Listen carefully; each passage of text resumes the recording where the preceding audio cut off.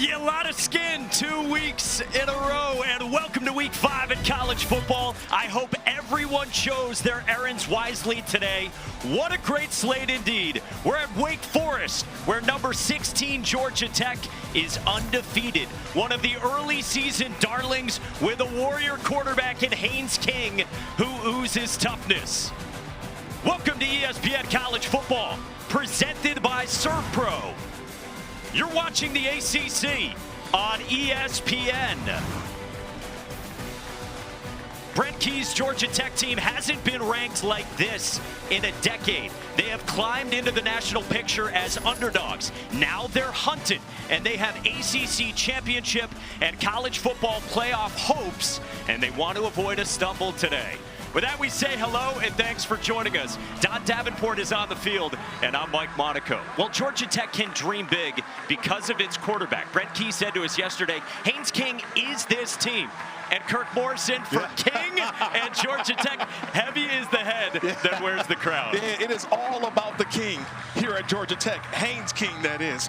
He's the reason why this football team is where it's at right now currently. 3 years ago, he transferred from Texas A&M. He says he wants to be in these big games, and he's got the Georgia Tech Yellow Jackets in title contention. They're thinking about ACC championship. Yet there might not be a team in the country whose identity is so closely tied to that of its quarterback. And Wake Forest, meantime, is looking for a signature win under its first-year head coach, Jake Dickert. This is run out by the Jackets to the 20 with Shane Marshall. Check in with Don Davenport. Yeah, Mike, under Brent Key, Georgia Tech 7-1 against ranked ACC teams, but only 8-8 against unranked ACC teams, and that's what they have today in Wake Forest, a team who hasn't played in 16 days. Coach Jake Dickert said that extra 2 weeks has allowed them to get plenty of looks at this Haynes King-led offense. Georgia Tech expects to see some wrinkles that Wake hasn't shown on film. Both sides of the ball, guys. We'll see how quickly they can adjust. Yeah, so that is the question. Can Brent Key and Georgia Tech now do what they've done against ranked teams? Can they do it and avoid a stumble against an unranked opponent in 2-1 Wake Forest? Yeah, it's an outstanding team all the way around. This is what they've built here over the last couple of years. They realize we are no longer the hunted. We are the hunters. Wake Forest won the toss and deferred, so the Jackets begin with it, and Haynes King rolls, and he throws complete to Isaiah Canyon, who gets wrapped up after 4. 24 years old, Haynes King, a 6th-year senior, and he is so perfectly from this Brent Key cloth, and he can run it so effectively. But how much is he going to run it today against Wake Forest? Well, let's see. He's all about toughness. Look, they put the ball in his hands. It doesn't matter when it's first down, second down, third down. They put the ball in his hands to make the right play. Malachi Hosley is the running back, not Jamal Haynes, and this is Hosley who picks up a first down. He ran right over Nick Anderson for 8. It's all about getting yards on first and second down, and they're going to find a way to get to the numbers, Mike. When I say the numbers, it's they outnumber you at the line of scrimmage. They're going to run where they have the most blockers at. It's just basically quarterback gets up there, reads what the defense has, and he calls a play. A lot of things at the line of scrimmage. The Jackets 4-0. They've got that marquee win against Clemson and a win against Colorado as well. And Hosley, the transfer from Penn, he picks up about 8 more. It's all downhill, right? You see these runs, downhill runs. They want to run right through the teeth of this defense of Wake Forest, right in between those guards and center. Just see how it's downhill. They get right there, and it's nice blocking. When you get the old offensive line coach who's the head coach, Brent Key, it's all about running the ball. As he said last year after that marquee win in Dublin against Florida State, it's a top 15 rushing offense in the country, 4th in the country in yards per carry, and a steady dose of Hosley on the ground, and he's got enough to move the sticks. But it is Malachi Hosley to start. It's not Jamal Haynes. This was what happened about 25 minutes before kickoff to Jamal Haynes. One in white reaches down and grabs the left upper leg. Yeah, it looks like it's just a soft tissue type injury, a pull of some sort. He tried to stretch it out, but so far we have not seen him in this game. Well, it's good to see that he is in there right now, spelling Malachi Hosley. He did get the start in the first few carries, but good to see the 5th-year senior Haynes is there with King, who checks it down to his 5th-year senior running back out of the backfield. And a stiff arm, but well defended by Wake Forest. Yeah, it's part of this offense that runs it with Haynes King and then this 1-2 punch at running back to such great success. Yeah, look, there's an assortment of skill position players for Haynes King. And the one thing is that he doesn't have to do it all by himself. Yes, third downs, it's really Haynes King time. But outside of that, he realizes I've got some players, just get them the ball in space and let them make the big play. For Jamal Haynes, back-to-back years of roughly 1,000 yards. Fake the pitch. Another check down. Jamal Haynes with a cut is wrapped up by Nick Anderson. Third down coming up. The sixth-year senior safety in on the stop, and that is the leading tackler for the Demon Deacons, the former walk-on in a well-documented story. Well, that's a big play right there because third down comes up and Nick Anderson has to go out of the game for one play. Outstanding job of tackling by this Wake Forest defense on second down, getting Jamal Haynes down. But Jamal Haynes down, but just remember now, third down, no Nick Anderson, has to stay off for one play because of the helmet coming off. He's the communicator back there for Wake Forest. Pressure comes. King got rid of it, incomplete. Scotty Hazelton, the defensive coordinator, dials up pressure, and it's fourth down. Oh, dialing up pressure at the right time. That's how you do it. Dylan Hazen, he's the linebacker. And a perfectly timed blitz by number 24. He just waits and waits. In the delay, he allows the blockers to go to where they need to go. And he blitzes all the way from the outside to the end and put the pressure on the quarterback. Jake Dickert's got to like it so far. Marshall Nichols, the Atlanta native and transfer, gets it away to Carlos Hernandez. And the Washington State transfer has a flag down back right around where he caught it. And he runs it out right around the 25. And then a late flag came in as well toward the sideline at the end of the return from Hernandez.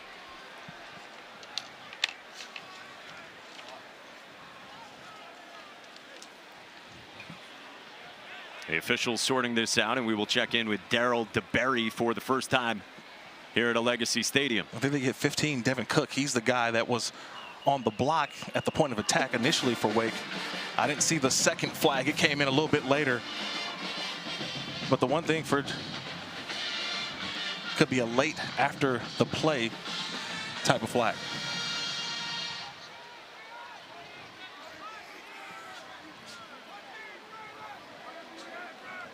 We got lengthy confab going here.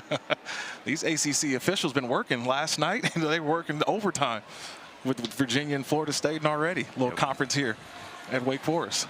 What a scene that was in Charlottesville leading into this weekend, and part of the reason why there's so much at stake for Georgia Tech today with an ACC picture that increasingly has a path for them.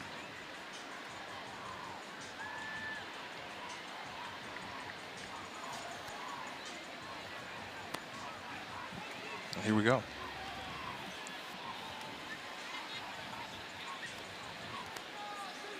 The officials in discussion with Jake Dickert, Wake Forest head coach, to see what he wants to do with this.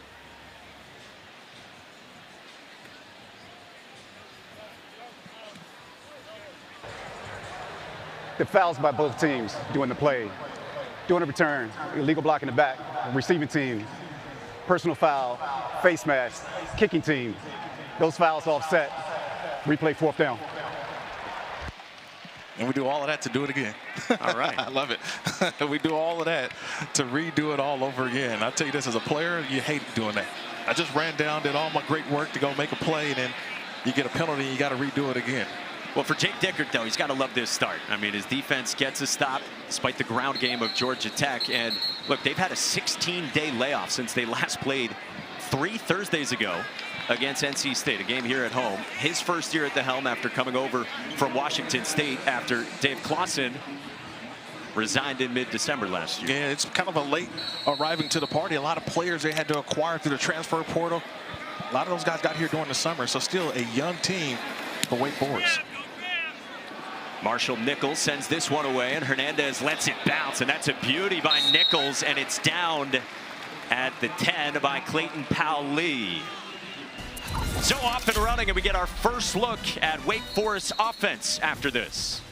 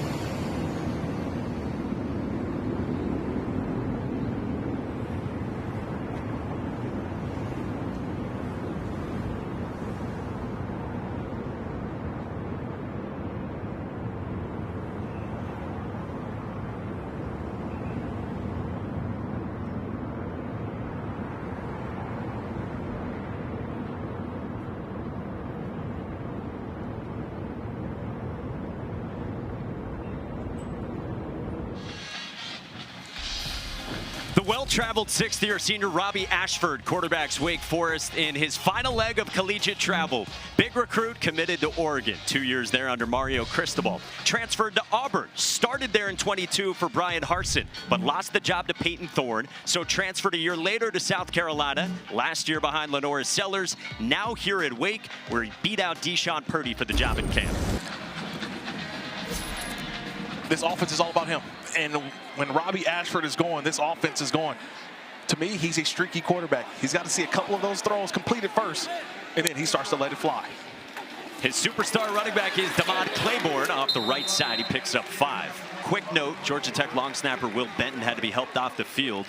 We'll keep you updated on his status. But for Wake Forest, they really want to establish the ground game today. Well, they want to get downhill, too. Damon Claiborne is part of last year's Wake Forest offense, where the word slow mesh is now gone here in Winston-Salem. No more slow mesh. It is all about the downhill runs for Wake Forest. They want to move the pocket for Ashford as well, who sailed that one too high for Micah Mays, and third down coming up promptly. Well, yeah, but we're going to see that a lot today, Mike. It's Robbie Ashford on the move. They're going to change his launch angle. So you're going to see some bootlegs, some waggles, a lot of getting the quarterback on the move and putting some pressure on the defense, whether you're going to go up and try to tackle the quarterback, because if you don't, he's going to take off and run. If not, he's going to try to hit one over your head.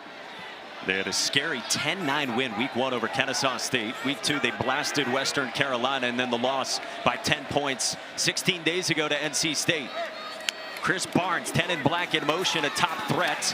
Ashford with time.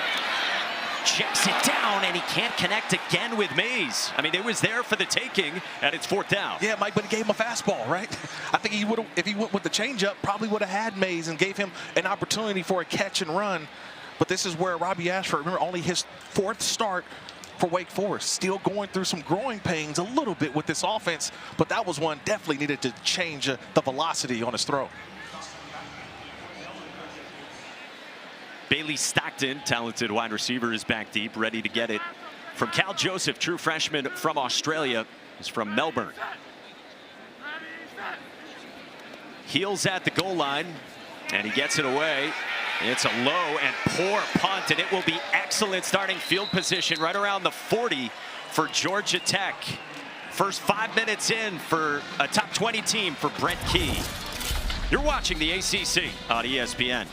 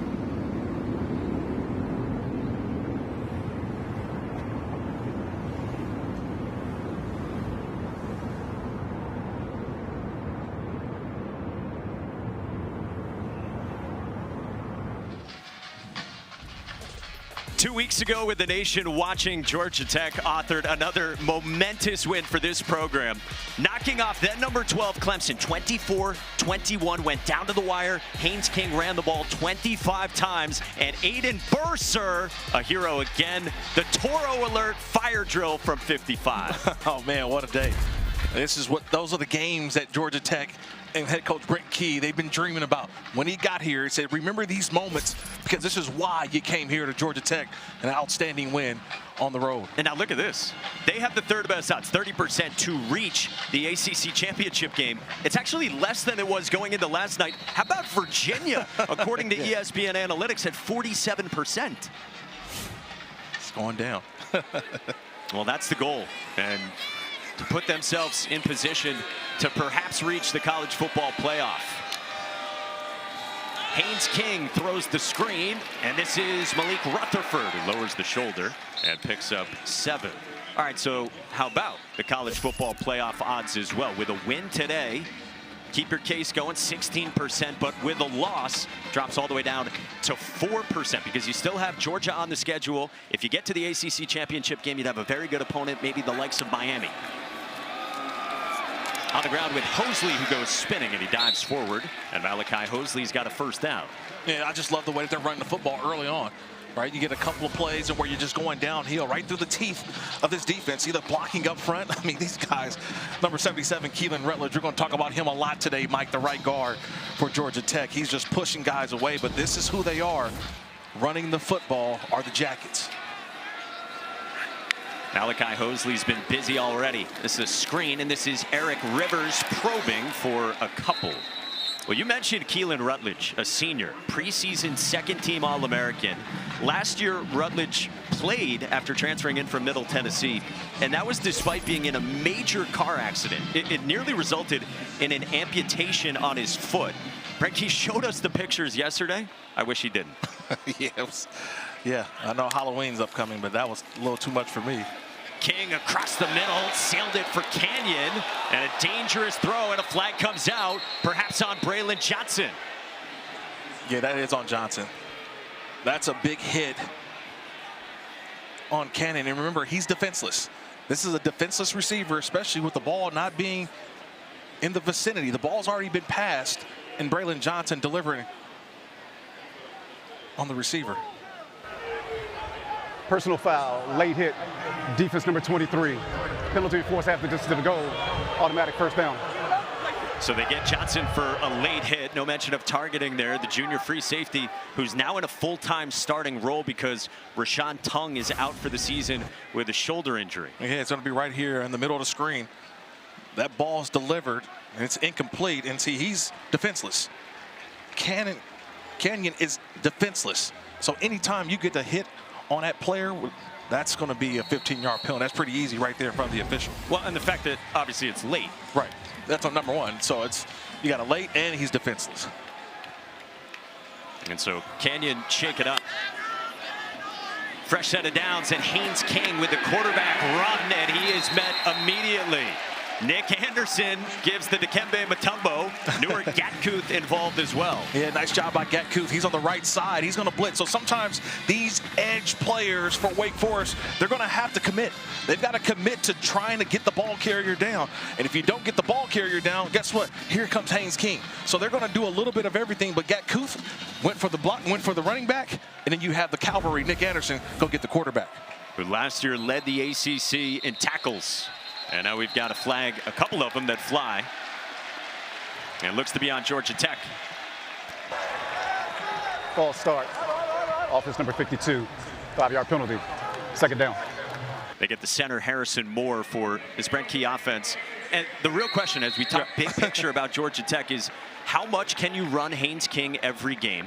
And can he stay healthy all season? Well, I will say this, Mike. In 2025, Haynes King seems to protect himself a little more than he did in years past. I feels like he gets the yards that he needs and just goes down, where I thought last couple years he tried to finish, sometimes didn't need to get the yards, get down. See his injury history through the years. That was his first carry today. He rolls right, throws toward the end zone, and that's dropped. Eric Rivers, the intended target. Karan Prunty, the 6th-year senior corner, in coverage. Well, I mean, you can't throw a better football if you're Haynes King, right? He just moves to the outside. He's got a one-on-one and a nice route by Rivers. He just needs a better finish. The ball's right there, delivered on time, and it hits him right in the hands. You got to help out your quarterback. A terrific football thrown, and that's a drop. Rivers, one of their top 3 wideouts. Remember, the 6'4" Canyon got dinged up on that hit by Johnson. And now 3rd down and long. King off his back foot, incomplete for Rivers. Langston Hardy had the pressure. The UConn transfer defensive end who's been excellent. And out comes the field goal unit. Nice job by Hardy on the loop. So he's on the right side. He goes up and he jabs all the way around. And he's right there in the face of Haynes King. Not enough time to throw and settle himself. And he has to throw that ball late. That's a nice job and forcing a field goal with his Wake Forest defense. Backup long snapper here, Ronnie Thomas, the redshirt junior from Warner Robins, Georgia, to set up Aiden Burr from 35 with the kick on its way. And Burr remains perfect so far this season.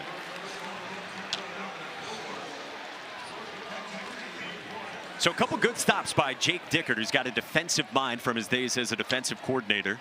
Now the head coach, as he was for 4 seasons at Washington State, and taking over for Dave Clawson at a place where there's always continuity. Yeah, it's always continuity, but he's brought an energy around this place. We had a chance to sit down with him yesterday. He's got energy. He's got a lot of passion. And the one thing is he's got guys buying in. The buy-in has been easy for a lot of players around here. And they understand that with each game, they're getting better and better. They put this roster together pretty late, Mike, in terms of college football, right? You putting a roster together in the summer, late in the transfer portal. And so they realize they just need reps. That's what he told us yesterday. We just need reps. We just need to play. And having 16 days off to begin the season really is kind of where they're at right now of trying to get into the flow of the 2025 campaign. Dickert, the 42-year-old, who was a Division III wide receiver. Then a GA at his alma mater. He started out painting the lines in the Division III ranks on the practice field. Told us yesterday. Now we got a robot who does that for us. Aiden Burr gets it away to the dangerous Chris Barnes for a touchback. Let's go all access pregame with Jake Dickert. 16 days ago, we've been waiting for this exact moment. For these doors to open, for those gates to go, and for this ball to be kicked off. You're so ready for this. Play fast and cut it loose, man. Cut it loose. That is an eternity to be off in college football. It's a long time. Trust me, a couple of Saturdays and you get a chance to watch football and you're like, wait, we should be playing. And now you're like, you know what? I miss football. That's what bye weeks used to do to me, Mike. You miss football, how much you wake up on Saturday and go out there for a ball game. Well, here's a pistol look on Wake Forest's next possession. They went 3 and out on the last drive. A couple of misfires from Ashford. So Damon Claiborne to start and not much doing, Don. Yes, you guys talking about that energy. I've been watching Coach Dickert. I don't know how he's going to have a voice at the end of this game. Every single play, every single down, he's yelling positive things to his team out there. And I talked to some of his players. They said, yeah, he's brought this energy. It's a complete 180, but he also cares about us, calls every single player at least once a week to check on them outside of football. See the head man calling, you better pick up as well. Claiborne again, searching for his run tracks. He picks up 5, 3rd down and manageable. Yeah, I thought this could have been a big play. I know it's a minimal game, but I thought this is where they're trying to get Damon Claiborne to get back to his style of running, of being explosive. Right now, he's kind of seeking his way. They want to see him be more decisive, get downhill. I thought he had an opportunity for a big play had he cut it outside. But it's 3rd down and 4. Coaching staff said to us yesterday, we've got to stay out of 3rd and long for our offense. Quarterback on the move. Against a 3-man rush. Ashford lofts it. Good touch this time, and Claiborne hauls it in. Takes something off. The change of speeds for 10 and a 1st down. Well, it took about 5 years for the play to develop, right? Claiborne's all the way on the right side. He was the lone receiver. He had to go all the way across the field, but I mentioned buying a little bit of time was Ashford, the quarterback. That's what allowed the play to develop, and you get Claiborne in the open field. That's how you pick up a 1st down. First completion as well for Robbie Ashford. Rob Ezell, the offensive coordinator, was talking with us yesterday. He said we want to establish the run, then it's play action, and then we do want to take some shots downfield. But this is not a heavy drop back passing team. The quarterback can run. Ashford's got some speed, solid gain of about 5 or so. And rather first down, he gets about 9. So second down and 1 coming up. Yeah, terrific job out of tight end Harry Lodge, just getting up to that second level. And Robbie Ashford showing you early on that he can utilize his legs, get the positive yards, but it puts a strain on the defense, Mike, because you always have to account for where number 2, the quarterback, Robbie Ashford, is. Again, it is 4th stop. And check out Harry Lodge, who spent the spring semester actually with Georgia Tech, but transferred back to Wake. Here is the play action. Well defended by Georgia Tech, and Ashford just gets rid of it. Second down and 1, a good chance to do that. Yeah, you want to take the shot. Right around midfield as well. Nice job by Blake Gideon, defensive coordinator at Georgia Tech, because he realized, hey, second and 1, big shot down, as we call it. Let's play a little cover 2. Let's get deep in our coverage, and a nice job of defending the shot play with the Georgia Tech defense, forcing Ashford to throw the ball away. Yeah, Blake Gideon in his first year after Tyler Santucci left to coach inside linebackers for the Baltimore Ravens. Big focus for that defense is limit explosives. They'll give you stuff underneath. On 3rd and 1, Claiborne is met in the hole. He goes spinning, and Devon Claiborne's got enough for a first down through the tackle of E.J. Lightsey for a couple of yards. Yeah, another tremendous block there by 25. Harry Lodge just getting in there. He got the outside in, and Claiborne, again, downhill run. And the second effort, watch the second effort by Claiborne, right? He gets here, he had it initially, but watch how he keeps the legs moving, spins, and got a little bit of extra yards for the first down. Claiborne, who decided to stick around even with the coaching change, said he heard from almost every school in the country, and he wasn't even in the portal. Ashford, quick hitter on the roll, and they want to get the football to Chris Barnes. Jai Gilmore defended that well, but Chris Barnes can be absolutely electric at 5'7". Oh my God, when he's on the field, I always say he's not there to take pictures, number 10. When he's in motion, this guy right here, he's there to get the football. But a nice job, like you mentioned, was Jai Gilmore. They realize it. The Georgia Tech defenses realize that. And see how they keep him inside? That's nice team defense of alerting everybody. Hey, 10's in the game. 10's in the game. That's Chris Barnes. When he's in the game, trust me, he's there to get the football. Yeah, how about 20 a pop? I'd get him the football too. Had 2 huge explosives in the last game for Wake against NC State. Ashford, a corks for Mays again, and a lot of velocity on the throw from Robbie Ashford. Oh man, they had a streaking wide receiver. I'm not sure that this ball is supposed to go deep down the field. I think Mays deflects the football because he thought it was going to him, but they had a wide receiver streaking. I think if the ball was supposed to go out here, but Mays comes across and he deflects the football. Might have had Sterling Burkhalter. Instead, 3rd down and 9 for the Demon Deacons from just into plus territory.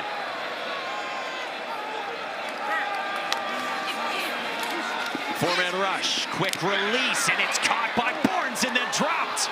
Was it a catch? Georgia Tech picks it up, drops the football, and then they fall on it with Zach Tobey. So was that a catch and fumble for Barnes? Right now the signal is yes, and it belongs to the Jackets. Yeah, my first look at it, it's going to be an incomplete pass. He never really maintained possession or firm control of that football before it was dislodged. I think they're going to rule this an incomplete pass. So they do come together and they change it and say incomplete pass as you thought. Let's have a look. Yeah, just my first initial thought, he never really had time to, first of all, make a football move, but really hold and maintain that possession of the football. We go to our rules expert, Jerry McGinn. Jerry, do you agree with that call? Kirk is right on. The receiver never had control of the ball, so the officials did the correct job. Correct mechanic came together, ruled incomplete. Nice job for the officials. All right, we have Jerry with us all day. Jerry, thank you very much. And so on 4th and 9, Wake Forest will send out the punt team from just into plus territory.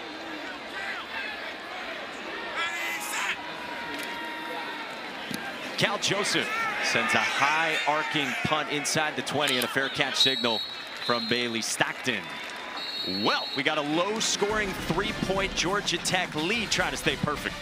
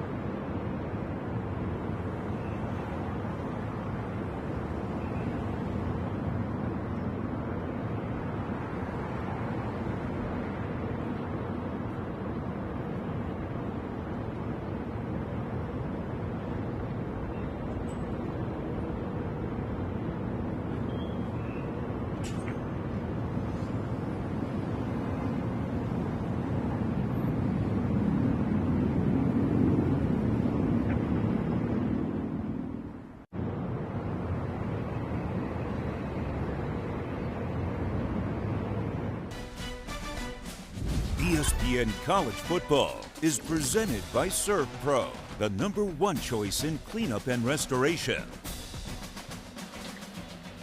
Back in Winston-Salem, Mike Monaco, Kirk Morrison, Don Davenport, our entire crew with you. We check out today's Impact Players, brought to you by Mattress Firm. Yeah, when it comes to Georgia Tech, Jamal Haynes, the running back, how many times can he get the football today? And Jordan Vandenberg on the defensive side for Wake Forest. Chris Barnes, we already seen him earlier. They're trying to get him the football. And Langston Hardy, number 11, making an impact for the Wake Forest defense. It is Jamal Haynes off the left side for just the yard. Good to see that Isaiah Canyon has returned as well. Yeah, very talented wide receiver for the Jackets. Yeah, that was a big shot that he took early on a missed throw from Haynes King. But to see him to get up, that's a positive sign and good for this offense for Georgia Tech, looking to try to score his first touchdown of the day. Canyon, a guy who might have a pro future, tied for the team lead in receptions, enjoying a breakout start to his sophomore season. Haynes King lofts one, incomplete. Again, well defended. Nick Anderson came over on Isaiah Canyon. Third down coming up, and it's 15 plays and just 41 total yards of offense for Georgia Tech. Yeah, I'm not surprised. Wake Forest defensively, look, they've had time off, so they've been able to see a lot of what Georgia Tech has been doing offensively for the first couple weeks of the season. So right now, a very stout defensive front of Wake Forest, and this secondary seems to be a little more experienced than I expected. Right now, they're on top of everything. Yeah, that was the big concern for Georgia Tech's OC, Buster Faulkner, who goes quarterback run on 3rd and 9 for Haynes King to pick up a first down. Well, you said King's conversions, 3rd and 3. How about 3rd and 9? Well, that's the first one we've seen today, a 3rd down run by the quarterback. And again, it's great blocking up front. Riggs and Rutledge, you get those two blockers in front of you, and he hides behind him. Where I said earlier, he protects himself. Well, he hides behind those big guys who go 330, 310, and he rides them for a first down for the Jackets. 54 carries for the quarterback at King, top 10 in the country among quarterbacks in times he's toted the rock. Jamal Haynes searches past the 30. Well, it's always a balance for Buster Faulkner and how often he's going to run his quarterback. We do have a flag down at the end of the run from Jamal Haynes. Yeah, I think they're going to get Braylon Johnson again. This is the second time. This one is just at the end of the play, personal foul. Number 23, Braylon Johnson at the end of the play. Personal foul, unnecessary roughness. Defense number 23. 15-yard penalty added to the end of the run. Automatic, first down. So he had the late hit earlier, and then it's certainly late this time as well on Jamison Riggs, it looked like. Yeah, it's right on the right side of the screen. Here he comes in, and he just hits the offensive lineman, number 70. You mentioned Jamison Riggs. The play's over, and he comes in and hits him. That's the second penalty on the day for Braylon Johnson, and he exits the football game to the sideline. I mean, those have bordered a little bit on cheap, the second one. Yeah, I know you want to be physical, the physicality of what Georgia Tech presents offensively, but coach brings him to the sideline, now brings him back in the game. False start. Offense number 70. 5-yard penalty. First down. And now the false start on Jamison Riggs. All right, so how can this Georgia Tech offense get in gear so far? Just the 3 points here in the first. Well, they just got to maintain what they've been doing, which is running the football, but they've got to convert on 3rd down. Right? That's what they've done. They've had a couple of missed throws, and a drop that sort of helped out the Wake Forest defense, but it's a situation where the run game, if it's going, it increases the opportunity for the big play in the play action. Two running back look, and Jamal Haynes follows Malachi Hosley and gets blown up. Sturdy defense, and that's Braylon Johnson making a play. And that's what coach wants to see. There's a reason why they're excited about Braylon Johnson. Watch, he's going to be on the left-hand side. He's going to come from deep. It's the safety, Braylon Johnson, and he just holds his outside. He just holds. See, he's there. He makes the play, but a nice job of pursuit by this Wake Forest defense. And then after the whistle, you hear the fans booing. Ladarius Webb, the corner for Wake, got into it with Malik Rutherford, the stud wide receiver for Georgia Tech. On 2nd and long, to the outside, incomplete, either intended for Hosley or Stockton. 3rd down and long, and let's go back to the end of the previous play with Webb and Rutherford, middle of your screen. Yeah, it's just like the end of the play. just guys just tossing at the end a little bit after the play. There's nothing there. I think these officials have to come in, a little bit of an acting job there. Yeah, go to Hollywood for sure, Ladarius Webb, but officials got to come in and get this thing going. Hosley out of the backfield, picks up about 4, but that's it. Another strong stop by Scotty Hazelton's defense. Quincy Bryant stood up Hosley, and it's 4th down. Yeah, that's a nice stop again. It's Wake Forest defense so far, Mike. They've been on top of everything. They've kept everything in front of them, right? It's all about rallying to the football and tackling. They've stopped the run for the most part. You have not seen Georgia Tech convert on 3rd down consistently yet. Again, backup long snapper Ronnie Thomas in for the injured Will Benton, but got it away cleanly to Marshall Nichols. And now fair catch signal for Carlos Hernandez. Let's check in with Matt Berry in the studio.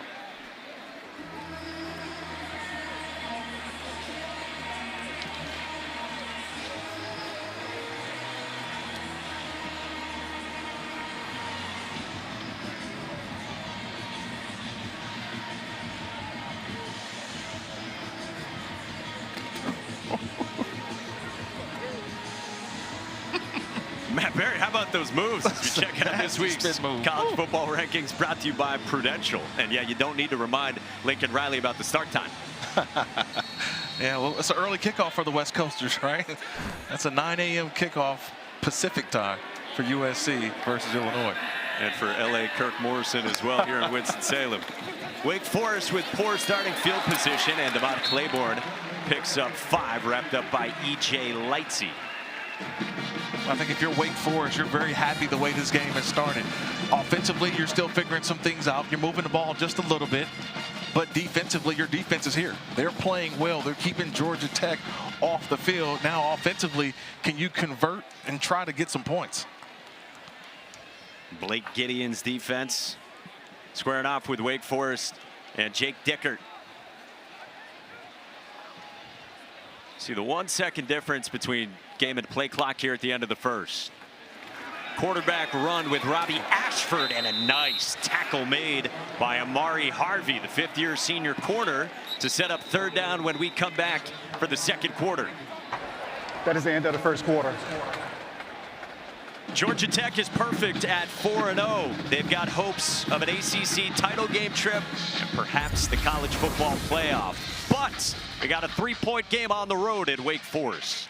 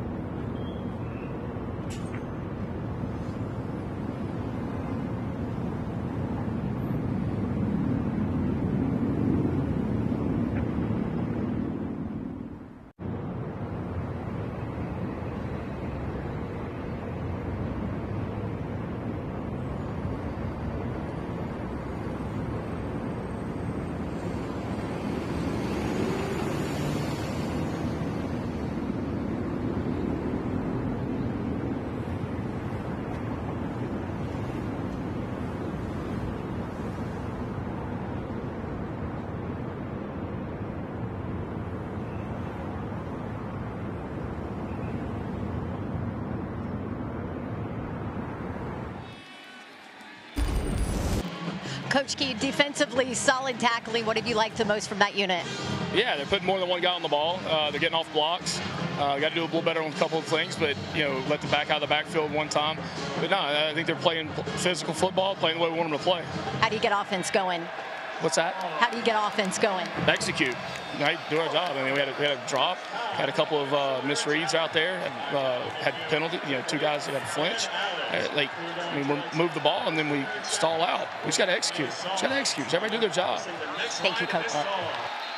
And Don, at the start of the second quarter, some pre-snap movement there, perhaps on Wake Forest, ahead of a huge third down in its own territory. Offense number 84, 5-yard penalty, third down. On the tight end, Eni Falai, the fifth-year senior transfer from Utah Tech, and that's costly. It backs you up 5 yards, and so now you got 3rd and 12. And now if you're defensively Georgia Tech, playing a little bit deeper in your coverage than you probably were on 3rd and 7. Again, Wake wanted to stay out, like anyone does, of 3rd and long. So they run it with Ty Clark and stay ultra conservative, and he gets swung down by Jai Gilmore. 4th down coming up. Nice job by Tosh Butler as well, the linebacker. He got in initially. And a good stop there for Georgia Tech, right? You just heard it from Coach Key there. They just got to execute. They got to finish plays offensively and defensively. That's a great start right there on 3rd down, making a play and getting your special teams unit, which is one of their best units on the football team. Defensive battle so far. Yeah, you heard the praise for the Georgia Tech defense, and Scotty Hazelton's Wake Forest defense has been very impressive so far against undefeated Georgia Tech. Room for Bailey Stockton. Made the first man miss, and another good drive of starting field position for the Jackets. Coming up, 3:30 Eastern, our SEC on ABC college football triple header rolls on. LSU and Ole Miss, a top 15 showdown at 3:30. 7:30, it's Alabama and Georgia. And then to cap the day on ESPN, BYU at Colorado against Deion Sanders' team. But how about this quarterback matchup? Alabama's Ty Simpson playing well, and Gunnar Stockton, who we saw in week 1. You had me sold at Bama, Georgia. It doesn't matter. I'm going to be sitting down on the couch watching these two quarterbacks go at it. We had a chance to see Gunnar Stockton in week 1, man. He's an outstanding quarterback in college football. This is on the ground to start, and not much running room doing for the Jackets. Devon Patterson in on the stop on Hosley. And this is the way Georgia Tech runs their offense. It's run, huddle, get back, get set. They want to win 1st and 2nd down, get into those 3rd and mediums, 3rd and shorts, and allow their quarterback to make the play for the conversion. So far on 3rd down, they're only 1 of 4. And Haynes King has only run it twice in this game. Pressured off the play fake, and King with a short completion to the outside. 2 yards for Hosley, and 3rd down coming up. So this is where Wake Forest has done their job. They've done their job. They've held the Georgia Tech offense under 6 yards on 1st and 2nd down. So what does that mean? Now they get into a situation where you're forcing Haynes King to be a true passer. If there's anything that you would say about Haynes King is, can you force him to make the throw when needed, when it's 3rd and 5, 6 or more? Saw 7 completions for 19 yards. Back to the air and incomplete. The blitz came up the middle, and then Webb had the coverage on Isaiah Canyon as Quincy Bryant had a running lane. Yeah, Quincy Bryant, the little delayed blitz, and now you can kind of get the angst of Georgia Tech. That offense is not looking toward the sideline to come off. I thought they were going to go for it here. There's an opportunity to go for it. Watch this linebacker come right here late. And Bryant, a little surprising here to bring out the punt unit for Brent Key. Yeah, you're probably right at the edge of the range of your field goal kicker, Aiden Burr. You're at the 39. He's made from 55. They say they target the 40, but that is Marshall Nichols. And he's going to fake it with a throw to the outside. And was it inbounds? It is a catch. Will Kiker, the defensive back, hauled it in. And now where was he? Did he have enough for the 1st down? My initial look is that he didn't have enough for the 1st down. He's got to get past the marker and turn around. That ball seems to be just a yard short or a half a yard short of the 1st down marker. Unbelievable catch, but I don't think he has enough for the 1st down. The ruling on the field is the runner was short of the line of game. 1st down, Wake Forest. So that is the call on the field, that it's a catch, but short of the line to gain. Brent Key gets aggressive. You wondered when the punt team came on late like that if it was going to be a fake, but man, if you're going to run that, you got to get to the sticks. Well, you got to have Haynes King do it. I'd rather my starting quarterback go and do it rather than the punter do it. All right. Let's have one more look as we step aside early in the second. Did Kiker have enough coming back to the football? No, it's just not enough.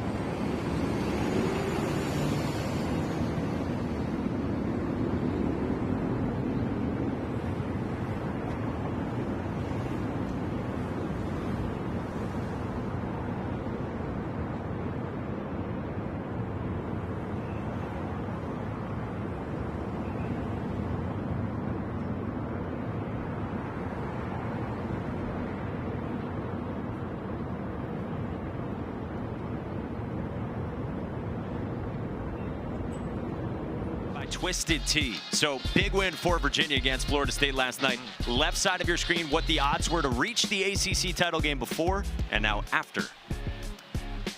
Georgia Tech hovering right around the same. Big jump for Virginia. By the way, the call was upheld that Will Kiker was short, so Wake Forest gets the football.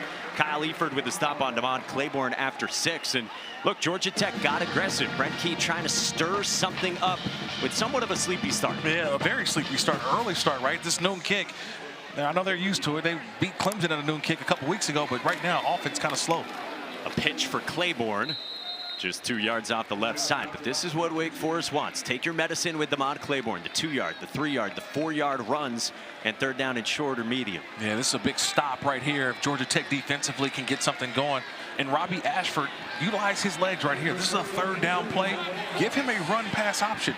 You got the field to the right, right-handed quarterback. I'm thinking go get something to the right where he can either throw it or run it for a first down.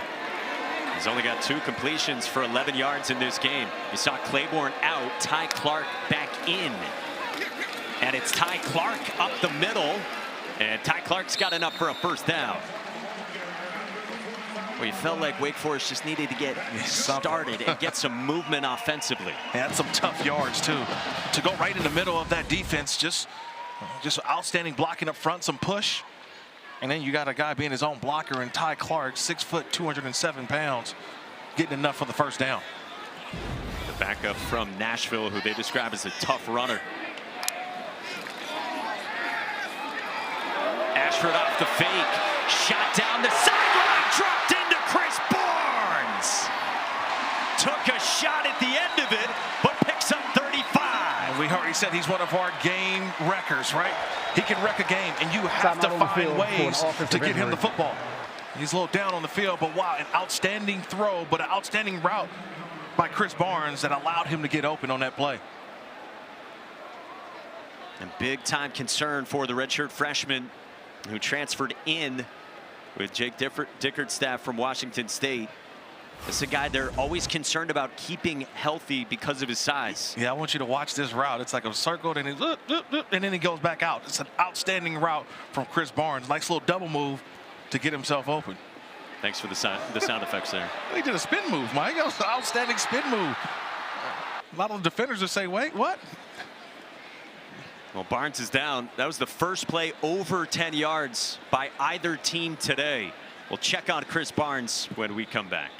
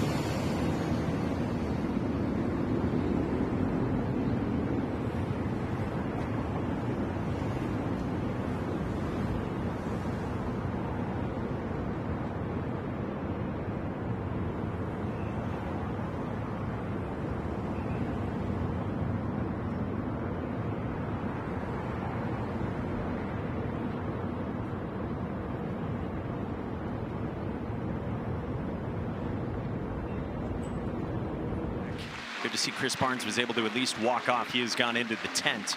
Offensive coordinator Rob Ezell told us it's a matter of how many reps he can take. That was a big play, though. That's what he's capable of, and Wake Forest really needed that offensively. Huge play from Barnes, but even better throw from Robbie Ashford. His best throw of the day so far. Dropped it in beautifully to the electric Barnes. Now two running back look here with Ty Clark and Damod Claiborne running sidecars for Robbie Ashford. From the edge of the red zone, it's Claiborne. Breaks the tackle. Claiborne hits the edge. Reaches out, and they will mark him out at about the 4. The ability. He's got elite ability to get up the field, but he also has great contact balance. Watch the balance of the running back, Claiborne. He gets to that hole, and he's able to just 1-2 and then get to the outside. That's contact balance by Claiborne and the speed to get all the way to the outside. First and goal, Wake Forest. I mean, he is their star. Robbie Zell, Jake Dickert said to us, there's 3 guys we're trying to get the football to outside of our quarterback, and number 1 is Damon Claiborne. Quarterback run. Robbie Ashford finishes the run. Touchdown, Deeks.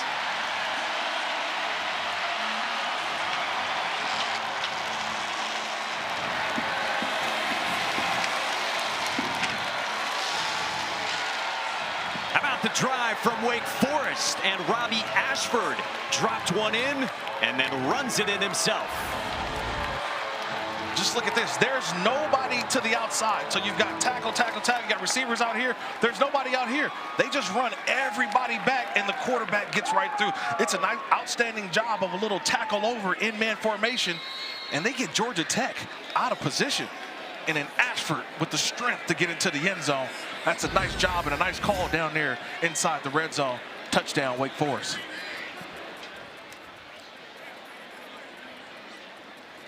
Connor Calvert, the redshirt freshman from Bend, Oregon, comes on for the point after that is true.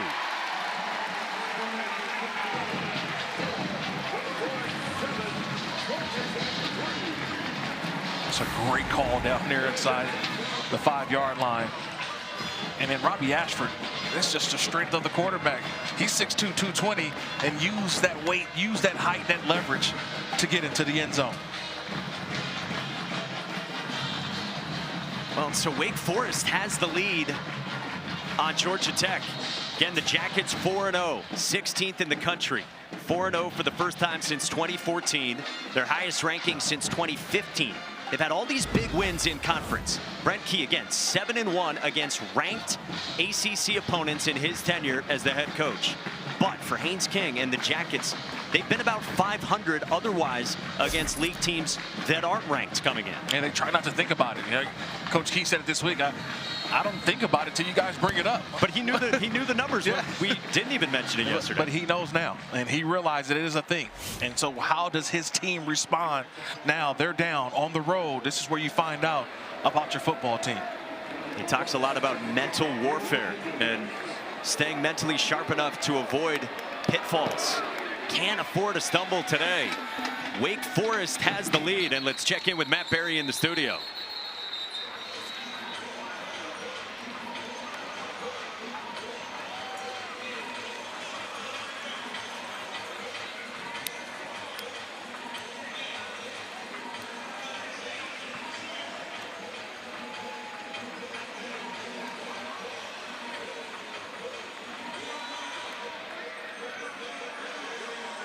All right, Matt, great action going on all over the place. And here in Winston-Salem, where Matt graced everyone with his presence a couple weeks ago. Sports Center was here. Haynes King back with it. Not much doing at all. No gain. Only the 3rd run for Haynes King. Newer Gatkuth in on the stop, and the question is, can this offense be effective enough without quarterback run being a huge part of it? Well, I think that's what you're going to ask Haynes King to be. You've got to do everything now. Not just run the football, but he's got to be an unbelievable passer today. Right now, the offense not working, but it's still about the quarterback making the right decision. Crosser is complete. Fine catch by Luke Harpring, the redshirt freshman tight end, the son of Matt Harpring, who also played for the Jackets, good for 14. Man, that's an easy route. Harpring just runs a 10 and in. He goes up the field 10 yards, goes in, and he's got a little one-on-one on the linebacker. I'll take that matchup all day. Dylan Hazen on Harpring. I'm going to my tight end. That's a positive play for Georgia Tech. They use a lot of their tight ends, but today without the 7th-year senior Brett Seither because of a hamstring injury. Seither was also sick this week, so Harpring gets involved. 2 running back look with Haynes and Hosley aside King. Quarterback run. Haynes King skipped free. Gets wrangled down by Braylon Johnson at the 39. 22-yard pickup. No horse collar called on Johnson. Yeah, just great blocking up front. You got Fusils, you got the tight end, everybody, and they just create the lane. hitting the backfield, but he just hurdles over that. This is what Haynes King is able to do. You asked about it, Mike. Can they do it without the run? Well, the run sets up the big play here. And now on the ground with Jamal Haynes. It's so fun watching Haynes King run. We hadn't seen a lot of it here in the first half, but it's his identity, and the toughness is so often found when he's running the football. Yeah, the one thing is that he's a physical runner. And we always ask, can he hold up? He's like, I'm not soft. I love running. I love contact. We just want to see, can he keep himself healthy throughout the full season? But when he's going, it is a physical downhill running game that challenges every defense he goes up against. Yeah, the top 10 rushing quarterback in the country, who is the identity of this team. Brent Key said to us yesterday. Check down Jamal Haynes. Picks up just a couple of yards. Third down and medium with Quincy Bryant in on the stop. Hey, that grit and toughness you were talking about with Haynes, by the way, his parents both coaches. Dad, a high school football coach. Haynes said, my dad didn't think I was tough enough to play for him early on. So guess what? He was tougher on me than everyone else. Remembered a bad team practice when Dad sent him on the jog, the longest jog of his life. But he said that is all a part of what helped to shape him, and that's where his toughness comes from. We've seen it on display around the college football world. A handoff to Jamal Haynes, and he is short. About a 4-yard pickup there. Fourth down and short, and you'd fully expect the offense to stay out. Yeah, absolutely. They're not even looking to the sideline. You know, fourth and short, or even third and 3 or less. It's Haynes King time. And here comes the big bodies coming into the game. They're going to overload you with the big stacks of offensive linemen and tight ends. I fully anticipate that number 10 is going to have the ball in his hands right here on fourth down. And 2 more tight ends. J.T. Byrne and Josh Beetham come in. Hosley, the running back. Didn't keep it in Haynes King's hands on the last fourth down. They do here, and Haynes King reaches out, and he is short. What a stop by Wake Forest and Quincy Bryant.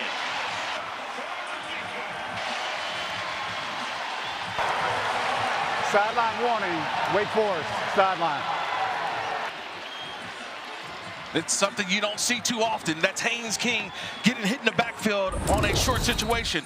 Quincy Bryant, number 9, flies right through. He makes the play, and the Wake Forest defense, Demon Deacons, standing tall.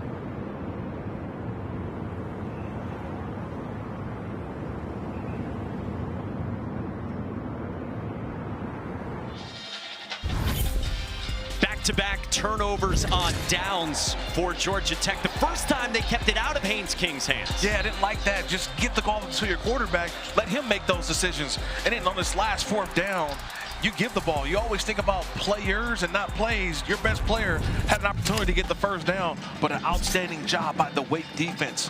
Look, they've had 16 days to prepare. They are showing how well prepared they are against this Georgia Tech offensive attack. So ball at the 31 for Robbie Ashford and the Deacs. Ashford, too tall for Mays again. Well, and so because of that, because Georgia Tech is trailing, during the last time out, check out Brent Key on the sideline for the Yellow Jackets, a guy who this year is trying to be more calm on game days, was anything but. Yeah, he's anything but calm. Yeah, Brent Key told us, calm breeds calm on the sideline. Don't make something bad worse. But I will tell you, listening in on that conversation, that was not necessarily a calm Coach Key after that last possession. Gathered the entire team around after he paced the sideline for a bit. Well, they trail in this game. And good to see Chris Barnes is back in for Wake Forest. Here he is. Barnes trying to get the edge, absorbs another hit from Amari Harvey, and 3rd down coming up after 4 yards. Yeah, great to see him on the field. And what do? They go right to him. Right when number 10 is in the game, whether he's in the slot, whether he's in the backfield, they're trying to get him the football. And that's why you have to keep all eyes on number 10. He's going to be in the slot on this play right here. Again, Wake Forest is trying to get the ball to Barnes and Claiborne. And then their tight end we haven't heard from, Any Falai. There's Barnes right there in the slot, Mike. It's been their top wide receiver, and he can flat out fly.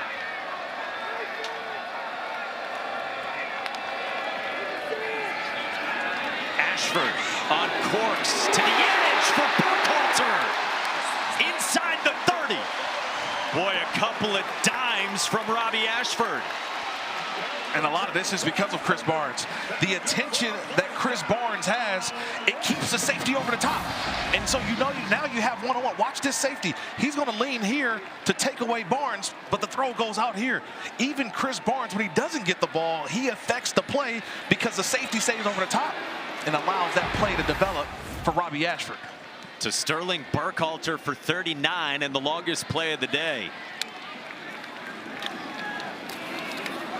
Claiborne bounces it and follows Ashford. House call. How about them Deacs?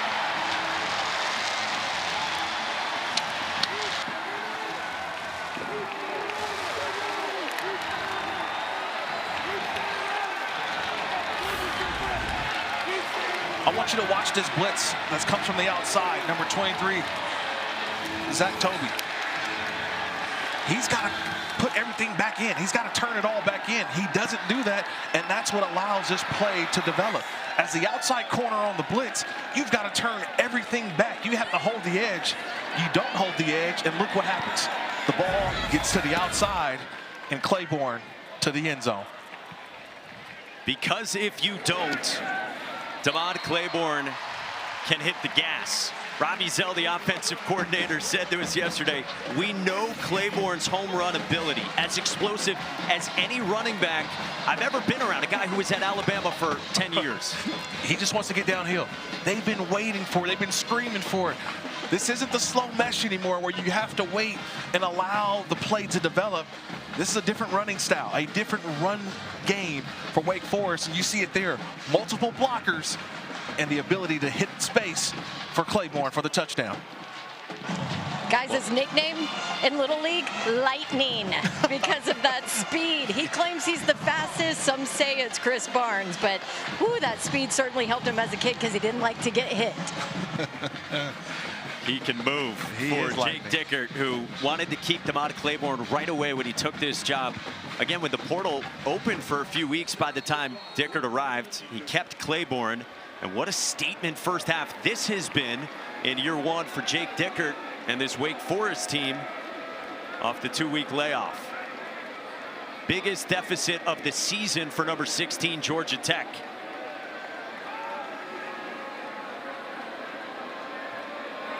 Caleb Carlson gets it away towards Shane Marshall for another touchback. Well, the Taco Bell Live Más student section likes this, and only one student section can claim the title of Live Más student section of the year. Who will take home the trophy this year? Jake Dickert said to us yesterday, he said whatever everyone expected coming into this season, and Wake Forest was picked 16th of 17 in the ACC. He said he's already certain they're going to be better than that based on what he had seen coming in. Yeah, absolutely. He feels that right now his team is where they need to be. They're still getting better and better week to week. But now, how can they play with the lead? They didn't maintain that lead a couple weeks ago versus NC State. Can they hold it today? Haynes King to the outside for Isaiah Canyon in a pickup of 8. It's been loud from Wake Forest, coming off back-to-back 4-8 seasons the last 2 years at the end of Dave Clawson's tenure.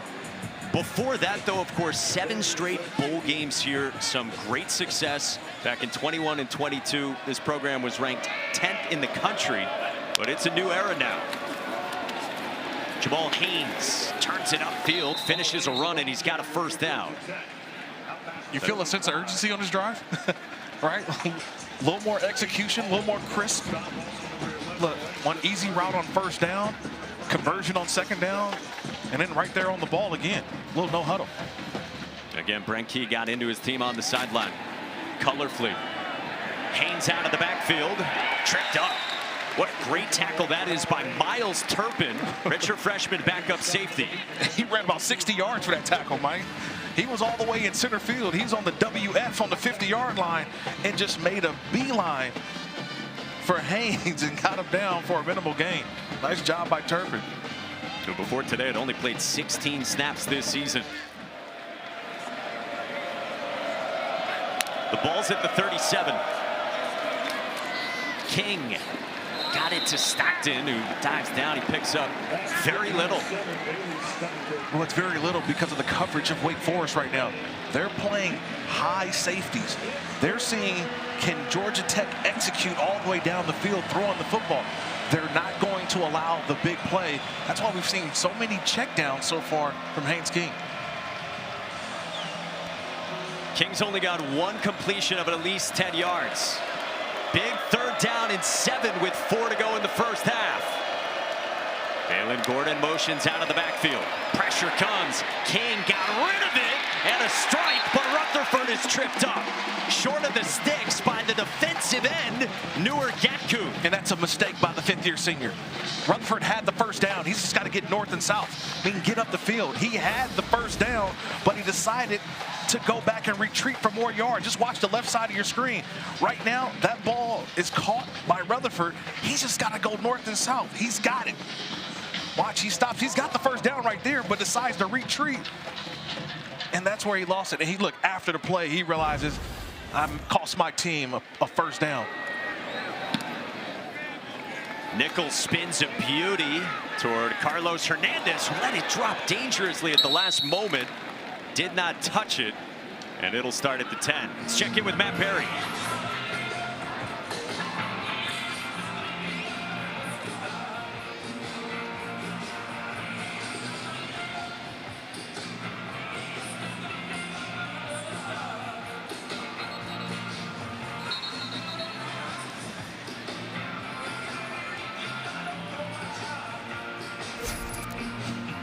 How about that? ACC opener for both teams, and the Shark crew of Pitt making a statement against Miller Moss and company. And the same can be said of Jake Dickert's team, who's got the football up by 11 with 3+ to go in this first half. And remember, the Deacs will get the football too to begin the second half.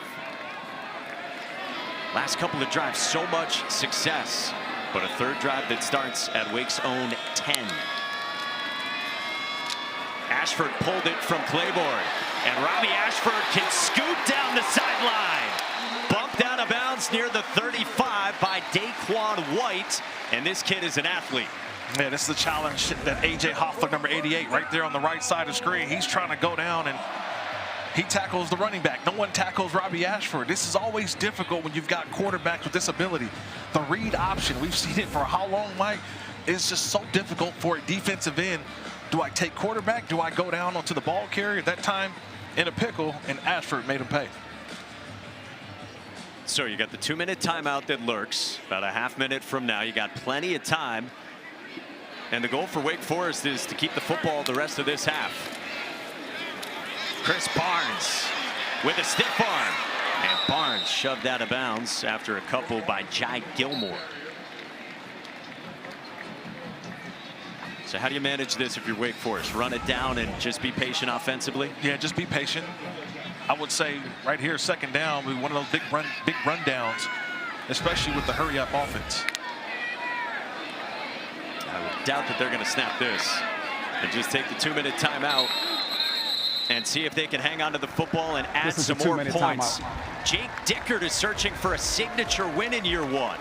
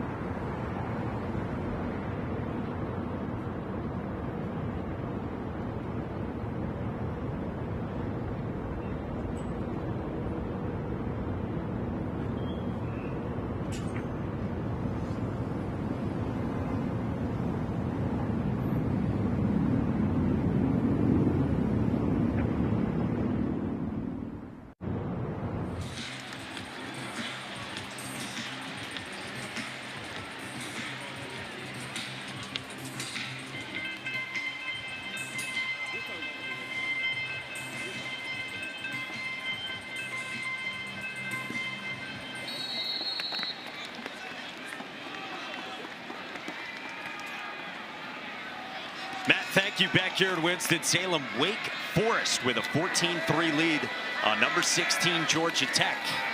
Robbie Ashford handled the low snap, got it to Devon Claiborne, who gets banged down, and the football came out. And it looks like Wake Forest pounced on it at the end of it. Braden Manley punched it out, and fortuitous for the Deeks. Yeah, that could have been disastrous for Wake Forest. That's an experienced ball carrier in Claiborne, just not holding on to the football, and a nice job of knocking it out.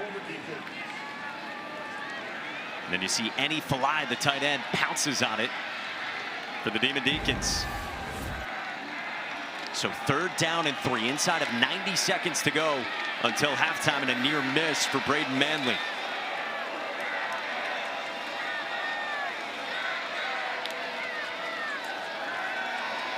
Ashford on the double clutch, zipped it in for Micah Mays. Takes it inside the 30, and a third down conversion of 35. Gotta love this conversion. Mays is on the outside. All he runs is a 10-yard stop, and he stops right on the hash mark. But watch the eyes of the quarterback. He's waiting for it to develop the entire time. Nice job with the blocking up front, but watch Ashford. He makes sure he maneuvers and finds his receiver who's standing right there, waiting for the window to open. He had to wait and wait, but he got it in there.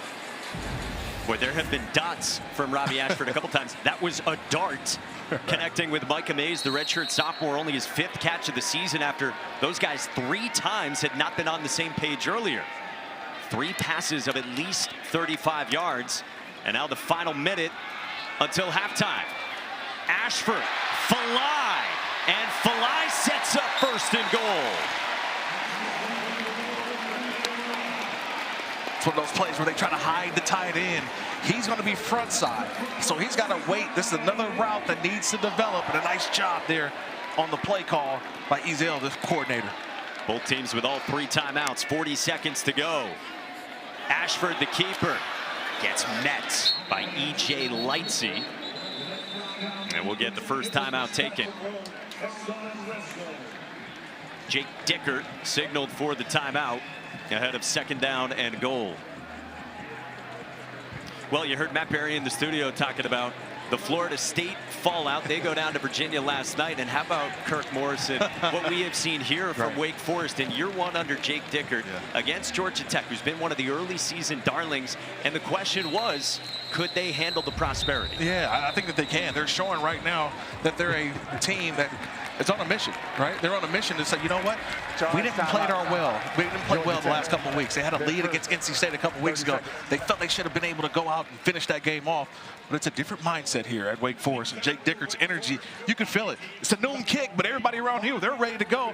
On the opposite side, Georgia Tech kind of sleepwalking early in this football game. Why? I think the reason why so much is being put on the King, Haynes King, their quarterback. He's got to run it, he's got to throw it, he's got to catch it, it seems like. And right now, no one outside of Haynes King is stepping up and making the big play. That's been the problem for Brent Key's offense. Remember, they went for it on a couple of 4th downs as well. And then the flip side of things, let's not forget about Wake Forest and the 6th-year senior Robbie Ashford, who has played so much better as this first half has gone along. Again, his 4th different school. He said, everybody had high expectations for me.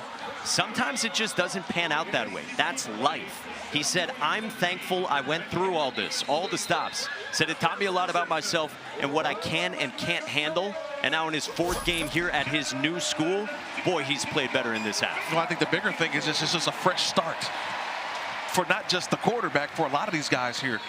They went out and they've got a lot of new players on this ball club. A lot from Washington State that followed Dickert here. And it's just they've been able to come together and bring a chemistry that they didn't know they had. Well, Jake Dickert was trying to call timeout. Brent Key ended up getting it first. And now Ashford has it taken away by Georgia Tech. Omar Daniels, another takeaway for him. And Georgia Tech needed that. Like, it's going to be interesting here because the quarterback Ashford's arm is going forward. He's going forward and he's hit at the end of it. Now this is going to be a conversation. This is going to be a replay. We've got to see, is there an open hand when he's hit, resulting in an incomplete pass, or will they call this a fumble? I'm going to say, my first look, I think this is an incomplete pass. This is not going forward with an open hand that results in a fumble. This is an arm going forward with the football fumble control. Recovered by the defense is under further review. Remember the letter of the law. Any intentional movement of the passer's hand with the ball firmly in their control starts the forward pass. So let's bring in our rules expert, Jerry McGinn. And Jerry, how do you see it? I'll tell you, the rule on the field is a fumble. What replay is going to look at is whether the quarterback was actually trying to tuck the ball back in as opposed to throw it. But you are right. As soon as the hand starts forward, then it is deemed a pass. So this will be an interesting discussion in replay because it does appear that he may be trying to bring it down as opposed to trying to pass it. All right, that's the letter of the law. with the hand firmly in their control, starts the forward pass unless the player clearly starts to bring the ball back with firm control to the passer's body. Jerry, do you see that? Do you see that he is clearly bringing the ball back? I do see him with firm control, bringing the ball back in, not releasing it. So I believe the ruling on the field will be upheld to a fumble. Yeah, it's hard for me because I'm kind of trying to figure out when does he complete the throwing motion. And as he's trying to complete the throwing motion, he's hit and the football pops out as if it's an incomplete pass. This is a tough one for the officials here, Jerry. I understand because you're seeing both sides of it. I can see fumble, but I can also see a situation where there's an incomplete pass. I'm going to lean on incomplete pass because never had a chance to complete the throwing motion when he's hit. Yeah. Honestly, Kirk, if he was throwing the ball, he would have already released it up high as opposed to bringing it back down. So that's why Jerry, I think this is going to be upheld. He clearly starts. He doesn't need to bring it all the way fully back. Just start to bring the ball back with firm control to his body, in which case then it can be a fumble and then it could be upheld. Yeah, it's a tough one. It's a tough one. I can see it so far right now. Now they're starting. Yeah, they're starting to write numbers down, write information down, so they may be bringing this back. Yeah, I don't know when the completion of his throw is, because I think he's trying to finish the throw and he's hit, and to me that results in an incomplete pass with the empty hand.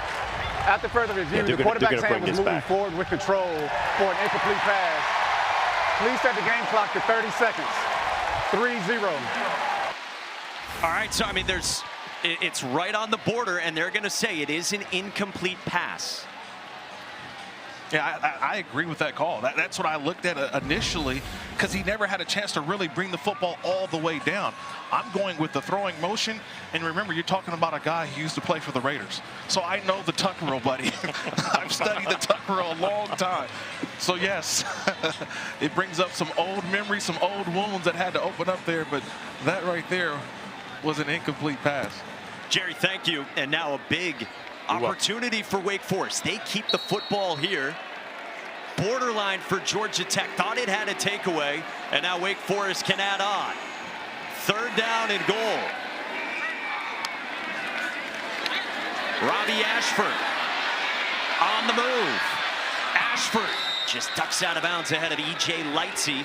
4th down coming up. Oh, I love that decision, though, by Ashford. He could have forced the ball. Chris Barnes kind of uncovered late in the down, but it would have been thrown across your body. Ashford gets to the next down. Remember, 3 points does not hurt you, okay? Kicking a field goal does not hurt you. Getting a touchdown is great, but you got to walk away with points. You okay with this for Jake Dickert? Hey, 4th down, you're going for it. This is what you do at home. Has 2 touchdown dogs as well for Jake Dickert. Call a timeout, though. At least talk about it. And that's what Jake Dickert does. Uses his first timeout with a huge decision here. I like this timeout here. Just let's talk about it and see what the defense presents you. With Wake Forest trying to beat Georgia Tech for the first time since 2006. We take you back to the ACC championship game that was oh so tightly played. Not a whole lot of offense in that one. Jim Grobe, the head coach. Demon Deacons win it 9-6, their first ACC title since 1970 for a team that then went on to the Orange Bowl. You sure that wasn't an Army-Navy game? Nobody wanted to score a touchdown that day. How about that? All right, so after some thought, field goal unit comes out for Jake Dickert. 3 points. I mean, you're up 11 already. Make it a full 2-touchdown lead. Yeah, why not? And you get the ball to start the second half. So I think this is a decision best for Wake Forest. Yeah, from the 7, I guess with that logic, you can understand it. For Connor Calvert, who's had a couple of misses this year, but the redshirt freshman is good here. Jake Dickert takes the points. Remember, they get the football to start the second half, and they're up 17-3 on Georgia Tech. You couldn't ask for a better start for Wake Forest, offensively and defensively. They've been the most sound team, and it looked like they came ready to play. And on the opposite side, of just looking from my vantage point of that Georgia Tech sideline, doesn't have that same bounce, doesn't have that same grittiness that we saw a couple weeks versus Clemson, right? That entire sideline was bouncing up and down. There was excitement. They were ready to go. And right now, we just haven't seen that same type of energy from the Georgia Tech Yellow Jackets. It ends up being a 3-point swing at least after what was ruled an incomplete pass and not a fumble, not taken away by Omar Daniels with the help of Kyle Eford. And so instead of Georgia Tech with a chance to add points before halftime, Wake Forest got 3 more. And again, they got a chance to have the football right back to them. Shane Marshall ready to get it from Caleb Carlson with 22 seconds to go in this first half in Winston-Salem.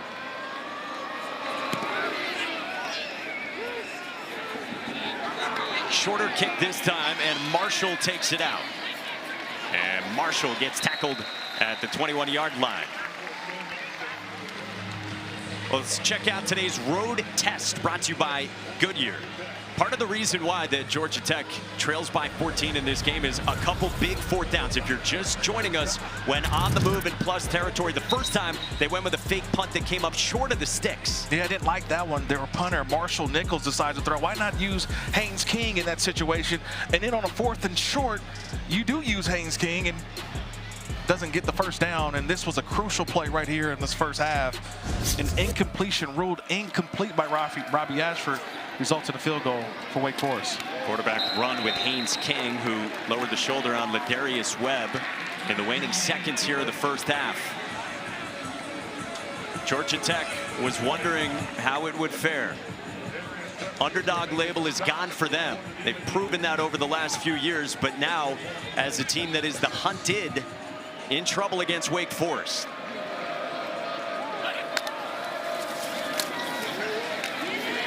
Jamal Haynes stretched out by Newark Gatkuth and hardly back to the line of scrimmage, and that'll send us to halftime. Well, Wake Forest has a halftime lead against a ranked opponent for the first time in about 3 years. They have the lead on Brent Key and Georgia Tech. Coming up, the Avocados from Mexico halftime report. Matt, Joey, and EJ.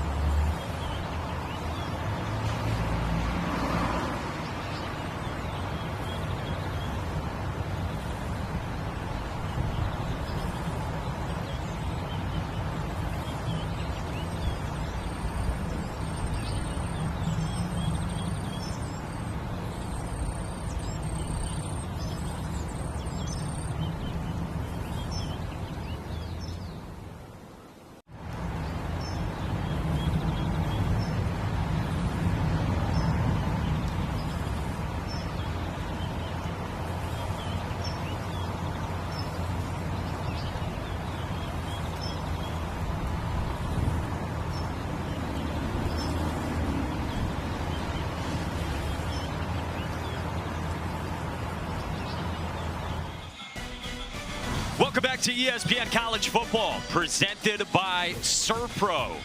Georgia Tech's unbeaten, ranked 16th in the country, but so far, Wake Forest has been the better team, up 17-3 on the Yellow Jackets. As we welcome you back, Kirk Morrison, Mike Monaco with you. Don Davenport is down on the field. We came in talking about one quarterback, Haynes King.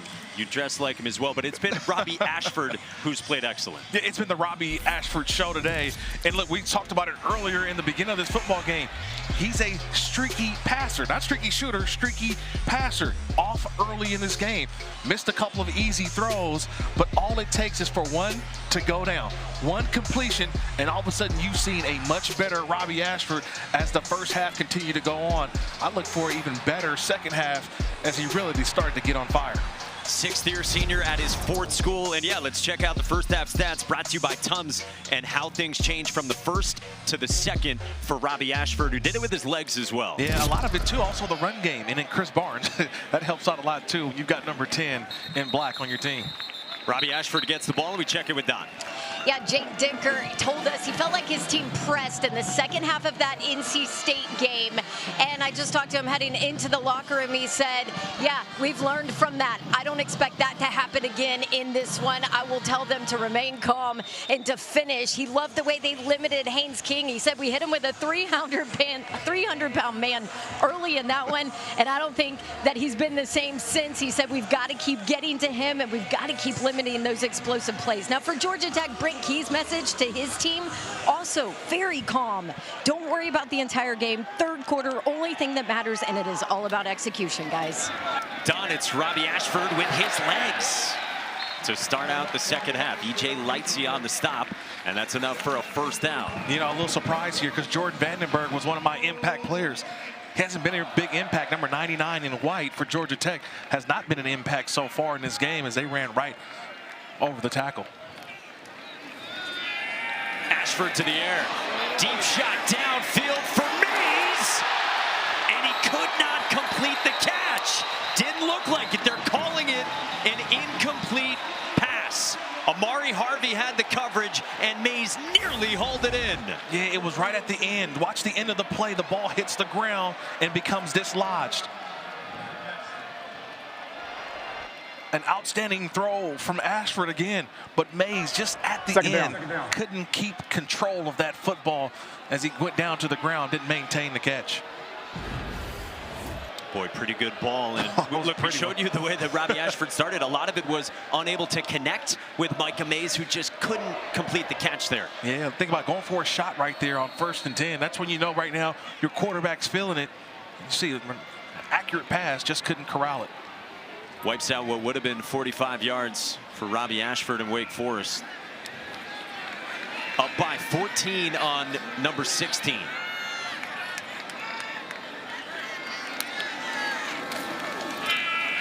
Ashford without much running room. So third down coming up for this Jake Dicker team, who Don said, remember, they had opportunities in their last game 16 days ago against NC State. It was a Thursday night here. Wake Forest went up immediately 14-0 in that game. Chris Barnes had run back the opening kickoff 98 yards, had another big play after that, and they were up 7 at halftime as well. So in this game, how did they handle this second half? Well, how they handle the second half is just pretty much just playing your game, making your right adjustments, but just making and doing your job. Don't try to be Superman. On third down at 8. A blitz from Lightsey. Ashford, a dart to Burkhalter, who made the catch, and it's a first down. Boy, what a throw again, and Burkhalter goes down to get it. But just seeing the pressure.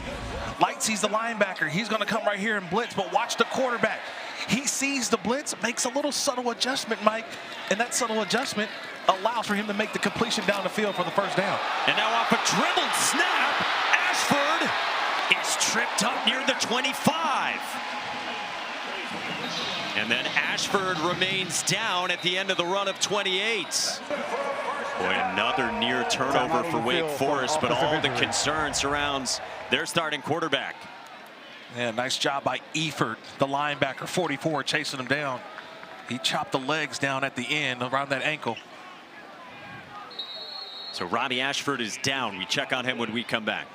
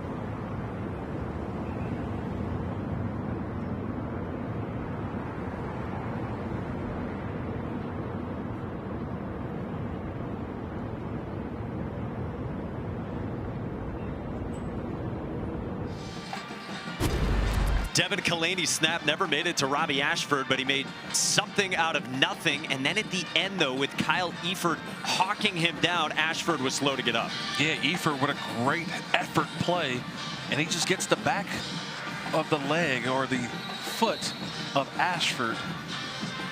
A great hustle play, but Ashford did walk off with his own power.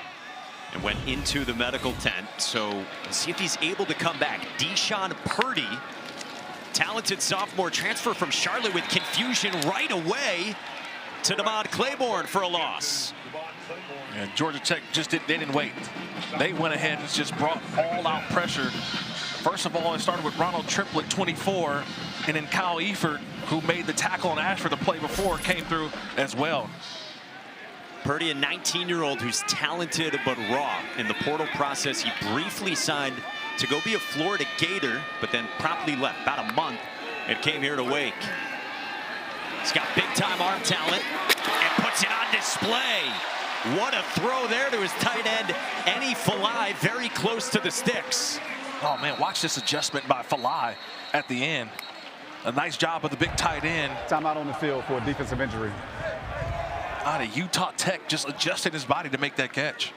Akilo Stone is down. What a throw from Deshaun Purdy. And this is what Robbie Zell, the offensive coordinator, was saying to us yesterday, that yes, Purdy is young. Yes, he's raw. Yes, he's still growing up on the field. But he told us it's an NFL arm. Yeah, it's an NFL arm for sure. And there's a reason why they brought in this transfer from Charlotte. They battled it out during fall camp.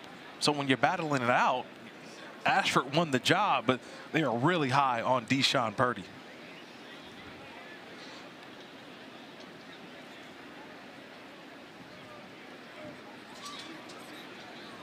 That's the sixth-year senior nose tackle.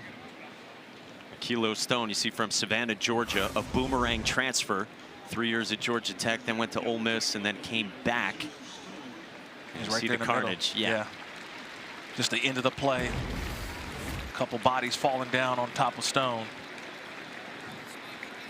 This guy who's played well in the middle of the defensive front for Blake Gideon, about 25, 30 snaps a game for Akilo Stone.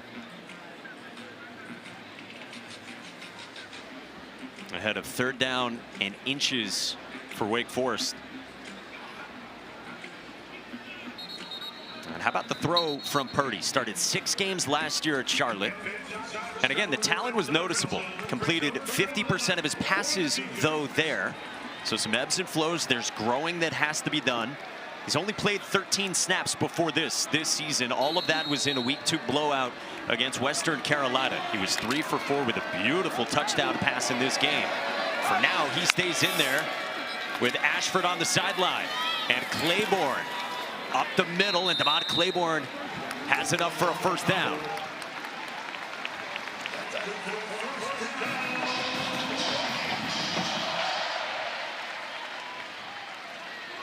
Saw Ashford, who was on the sideline in discussion with the training staff.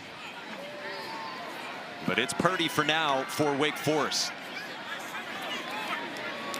Ashford has gone back into the tent.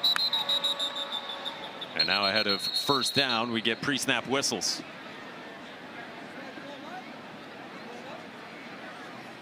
The officials come in to discuss with Wake Forest center Devin Kalani.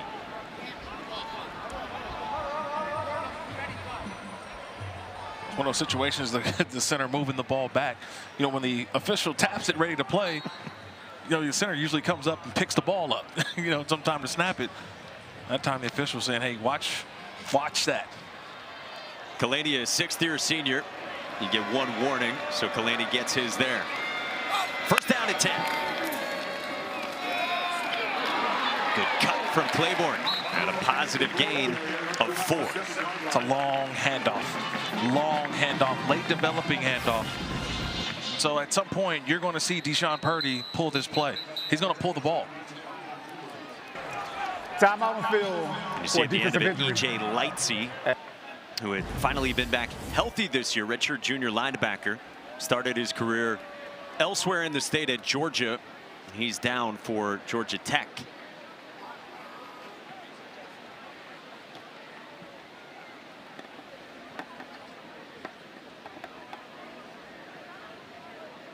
We check on E.J. Lightsey when we come back.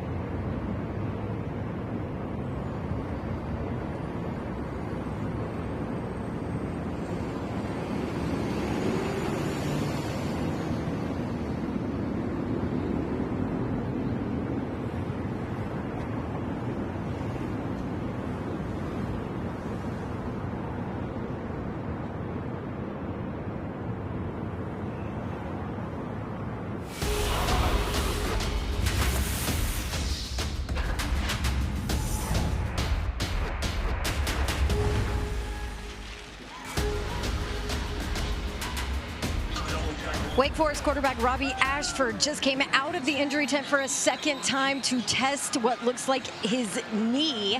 Now, the first time he came out of the tent, grabbed his helmet, ran to the sideline, tried to get back in the game, and the medical staff said, back to the tent. That's when they put that heavy knee brace on his right leg, you see there, and he is now out testing out the knee. Yeah, so right now he has gone back in. That's where he is right now. So in the meantime, if he can't come back, this is Deshaun Purdy's game. Sophomore from Baltimore, who already has one impressive throw on his ledger. And so right now, how much do you trust him down inside the 10-yard line? I would think they try to keep this ball on the ground just a little bit here. Damon Claiborne, number 1 in the backfield. With Rob Ezell, the offensive coordinator. It is Claiborne, and he gets tackled right at the line of scrimmage. So third down coming up, and Rob Ezell, who I think has had a really good game calling plays with Ashford, now has his backup quarterback in. Yeah, sure, and you're trying to find something high percentage for your quarterback. No Chris Barnes on the field, so no number 10. So who's the next guy up? Is it Mays, number 7? Burkhalter is also the receiver over there. I like the tight end up top. We haven't talked enough about Filet. Purdy on the rollout. He zips one incomplete. Intended for Burkhalter with Clayton Powell-Lee in coverage, and it's 4th down, and the field goal unit trots out. Oh, he had him wide open. It was Burkhalter. He was right there. He kind of just faded a little bit. You've got to stop on those stop routes. To me, he just drifted a little bit, and Purdy couldn't hit him. So the longest drive of the day for either team comes to a stop inside the 10 for Wake Forest. Connor Calvert from 24. Zolmi Makes entering today from 22 and 28. He's taken over for the very experienced Matt Dennis, and Connor Calvert drills that. So 23 is the Wake Forest lead.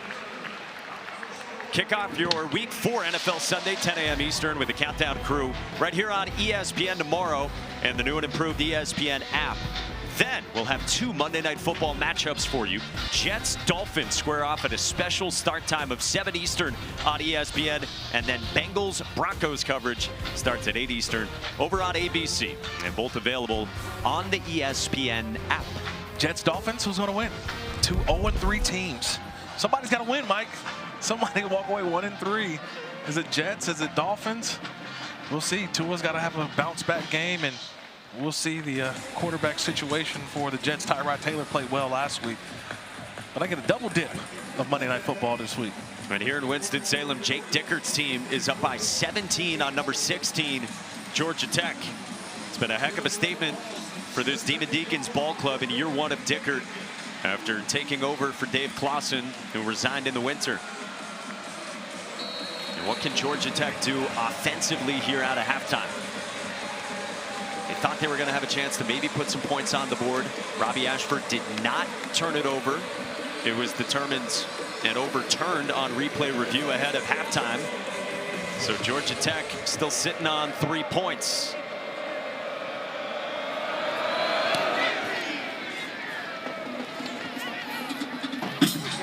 Jay Marshall takes it out for the Yellow Jackets, and he rumbles to about the 21. Time now for today's weekend lineup. It is brought to you by Wendy's. What a slate. I mean, Reese Davis said it on game day that this is the best Saturday so far in the college football season. What are you most excited for? Well, obviously Alabama, Georgia. To me, I think that's the game of the day. Obviously also that LSU Ole Miss game coming up, and a sneaky good game. We saw those Cyclones a couple weeks of Iowa State taking on the Arizona Wildcats. That's one of the games I've got my eye on as well a little bit later on right here on ESPN. There's so much good action going on. We got a jacket in Miles Forrestal, who's slow to get up on special teams for Georgia Tech. Yeah, you got the Lane Kiffin, Kiffin family fun going on all week ahead of LSU and Ole Miss. Very interesting, right? A lot of storylines. Lane Kiffin, my former head coach in the National Football League with the Raiders. Always been a big Lane Kiffin fan. Always said he was ahead of his time in the NFL. I knew the young Lane, so now he says he's a little more mature in his age as the head coach at Ole Miss. Yeah, Georgia Tech gets with it here. And Kirk, I mean, this is an offense that was 6th best in the country in yards per play coming into today. so far today, 3.5 yards a pop compared to 8 yards per play coming in. Haynes King, downfield, incomplete, intended for Eric Rivers. He's got to make that throw. That's a throw that Haynes King has to make.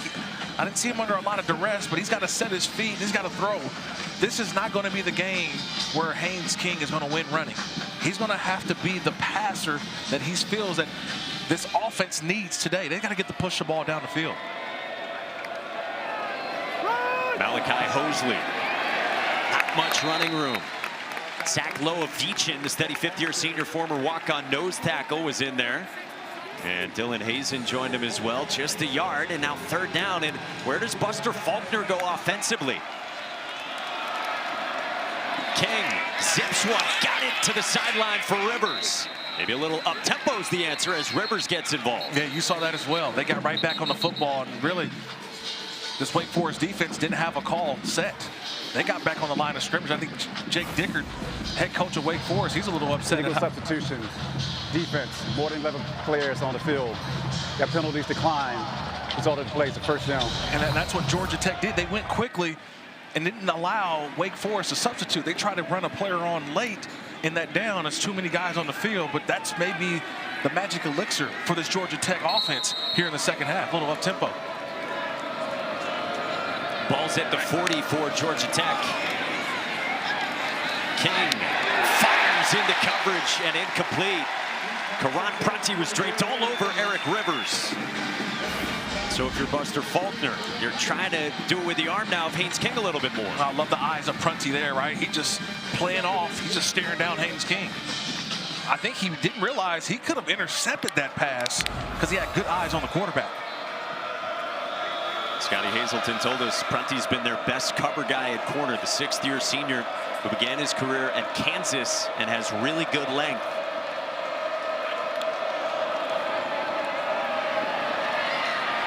Sideline Rivers again.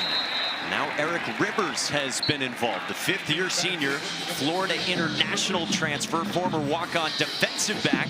It was a great story. Nice rhythm throw there from King to the outside. Rivers with the conversion.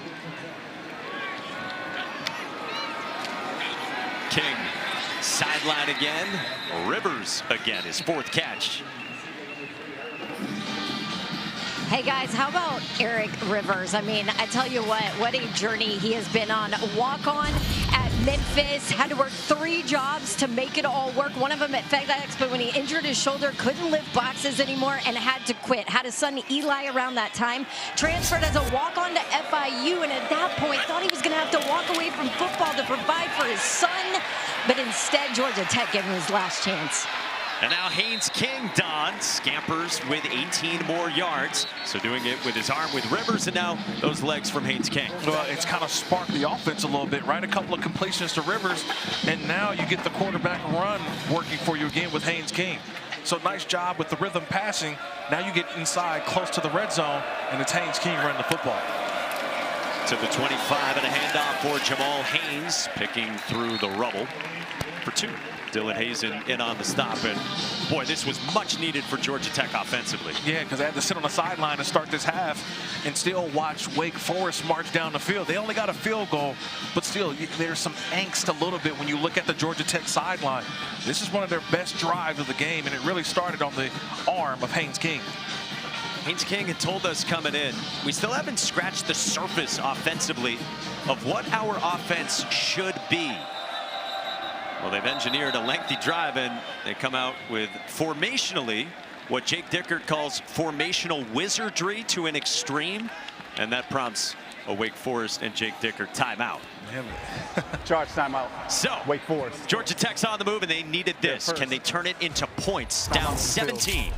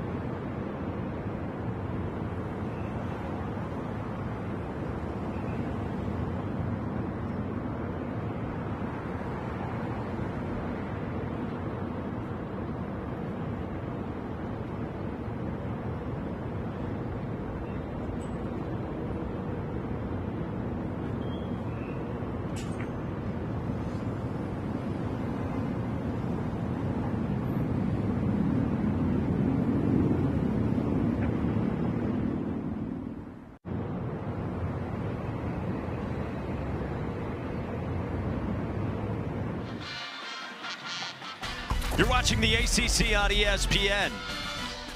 30% the probability for Georgia Tech to reach the ACC championship game, but they trail in this game by 17.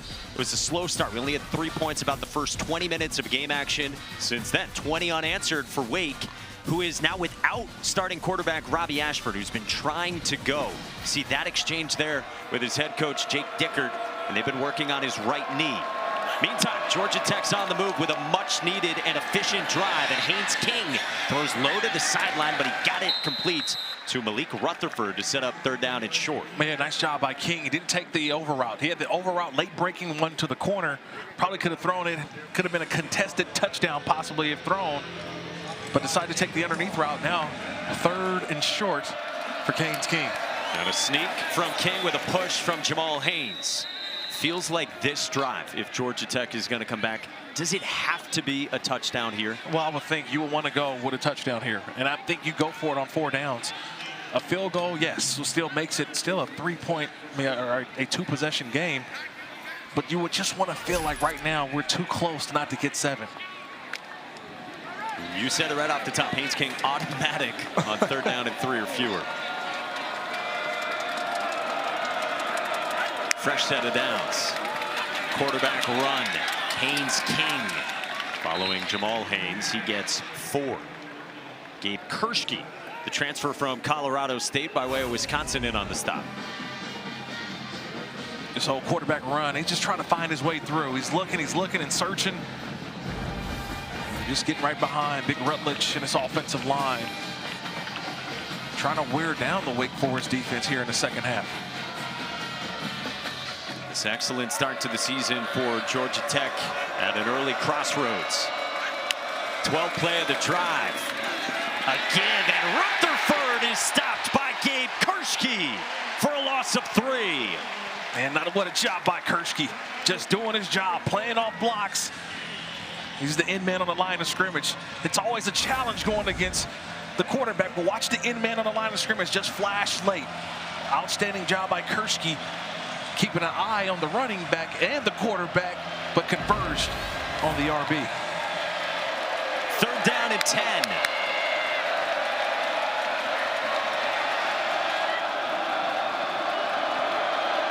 Rivers has been the go-to guy, Mike, so far. He's on this drive. He really got it started. Can they find Rivers, who's in the middle, in the slot? Timeout, Georgia Tech. With the play clock winding down. Timeout. Georgia Tech. Their first. 30 seconds. The first burned by Brent Key. And on the flip side of things, I know Georgia Tech is driving the football here, but how impressed have you been by Wake Forest defense and first-year veteran defensive coordinator Scotty Hazelton? Yeah, I just love the way that they've been playing. They've been flying around, getting to the football, and it was one thing that he said over the last couple of weeks is that they've had a chance to check their work. All right, check the work of Georgia Tech. They've watched every bit of film that they can on Georgia Tech, and right now it's showing. They've had a plan in place for Haynes King, and it's really frustrated this Georgia Tech offense today. Just hasn't been a lot of opportunities for the big play, and Haynes King has had to earn every single bit of it. You mentioned Rivers. You expect that's where they go on 3rd down? Yeah, I think so. This has to be, to me, something to where Rivers, who's right here in his stack formation, and there he is in motion. And is it 4-down territory as well? On 3rd, King all day. King floats one back in the end zone, and it's Rivers. There is a flag down.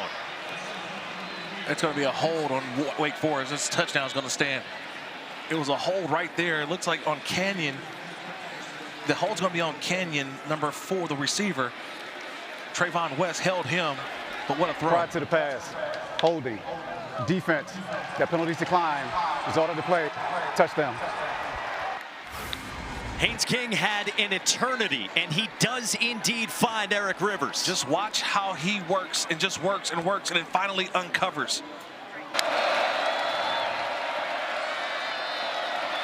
He just works the back line, just keeps working, and then shows that hand. That's an outstanding job by Rivers, being available for his quarterback and finding a way.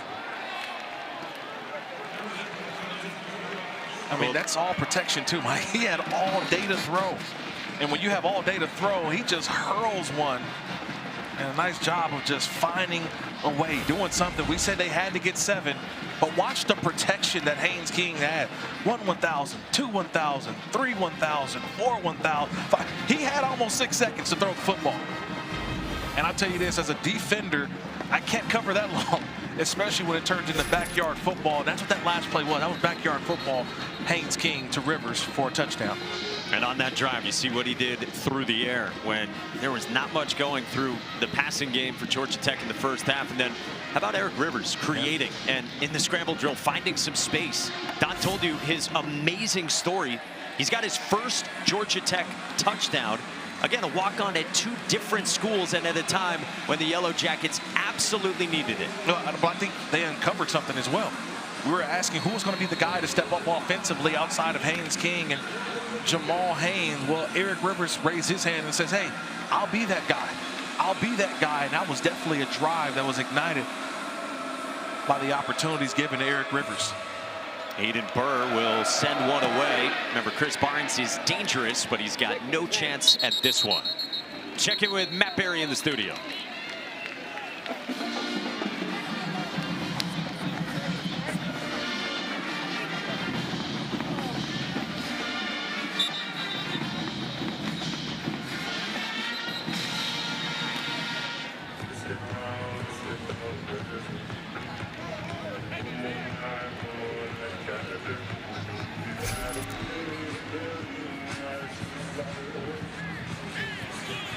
Man, how about that run from the talented true freshman Nate Shepard. Meantime, for Wake Forest, they're up by 10. Got the football inside of 6 to go in the third. And Deshaun Purdy still at quarterback for the injured Robbie Ashford. And that one is deflected by Tajay Butler, the backup linebacker. Nice job by Butler on the rush. He little blitz and got the left hand up. If you can't get to the quarterback, watch the left hand by Butler. He's got that hand up. That's what you're taught as a defender. Run at the quarterback with a hand up. Number one, it makes the quarterback have to change his throw, his angle of his arm. But if the hand is up, it's probably going to knock the ball down. A guy who is still very young for his sophomore class. They like the upside of Tajay Butler. 12 personnel, and Purdy keeps, and he is immediately dropped by a Montre Bradford. The sophomore defensive end with a loss of 3, and it's third down. Well, they put a Montre Bradford in the middle. So watch this play here. He just comes all the way up. He's just not fooled. And that's a nice job by the defensive tackle, just going ahead and making a play. Actually using the end. He's lined up at the end. They're making him, they're moving the front a little bit. And that's a nice job by Georgia Tech, realizing, hey, a couple guys down on that defensive front. They're just moving guys in some different positions. And now third down and long and empty for Deshaun Purdy. Under pressure. Purdy escapes. And he's tracked down by Clayton Powell-Lee. And it's fourth down. Well, you can feel the momentum changing, right? You can feel it. You've got guys just flying all around the field. Powell-Lee, he comes from center field and he makes the play. Just outstanding effort. Watch, two guys had an opportunity to bring down Purdy. 1, 2, but just hustling to the football. And watch as Powell-Lee just tracks him down. Clayton Powell-Lee, the experienced senior, their second leading tackler. Guy who could have taken more money to leave Georgia Tech. Gets home. And now fair catch signal from Bailey Stockton, and Georgia Tech down by 10 with good field position. All right, here we go. Time now for the Aflac trivia question. Aflac. Insert sound, and here's the question. Georgia Tech and Wake Forest, they have the most letters in the ACC. What is the longest team name in the FBS? That's a good one. Wow, that is the longest in the team name in the FBS. I didn't know today was the spelling bee. Wow, so you're probably thinking of a team that has a double name. All right, think about it here. I'll call the play. Okay, yeah. I'm gonna give you a second. Yeah, give me some time. Here's the screen set up. Malik Rutherford gets tracked down after a couple. All right, let's answer the Aflac trivia question. And what do we got here? Aflac. You got anything? I don't know. I thought, no. Roadrunners? No. Whoa. Middle Tennessee State Blue Raiders, Don. 31 letters. There you go. Yeah, that's a long one.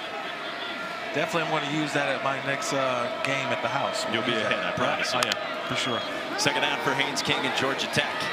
On the rollout, King to the sideline for Rivers again. And Eric Rivers, you're right, has totally emerged here in this third quarter. And I think they're going to tack 15 yards on as well, as Haynes King got hit as he released that football.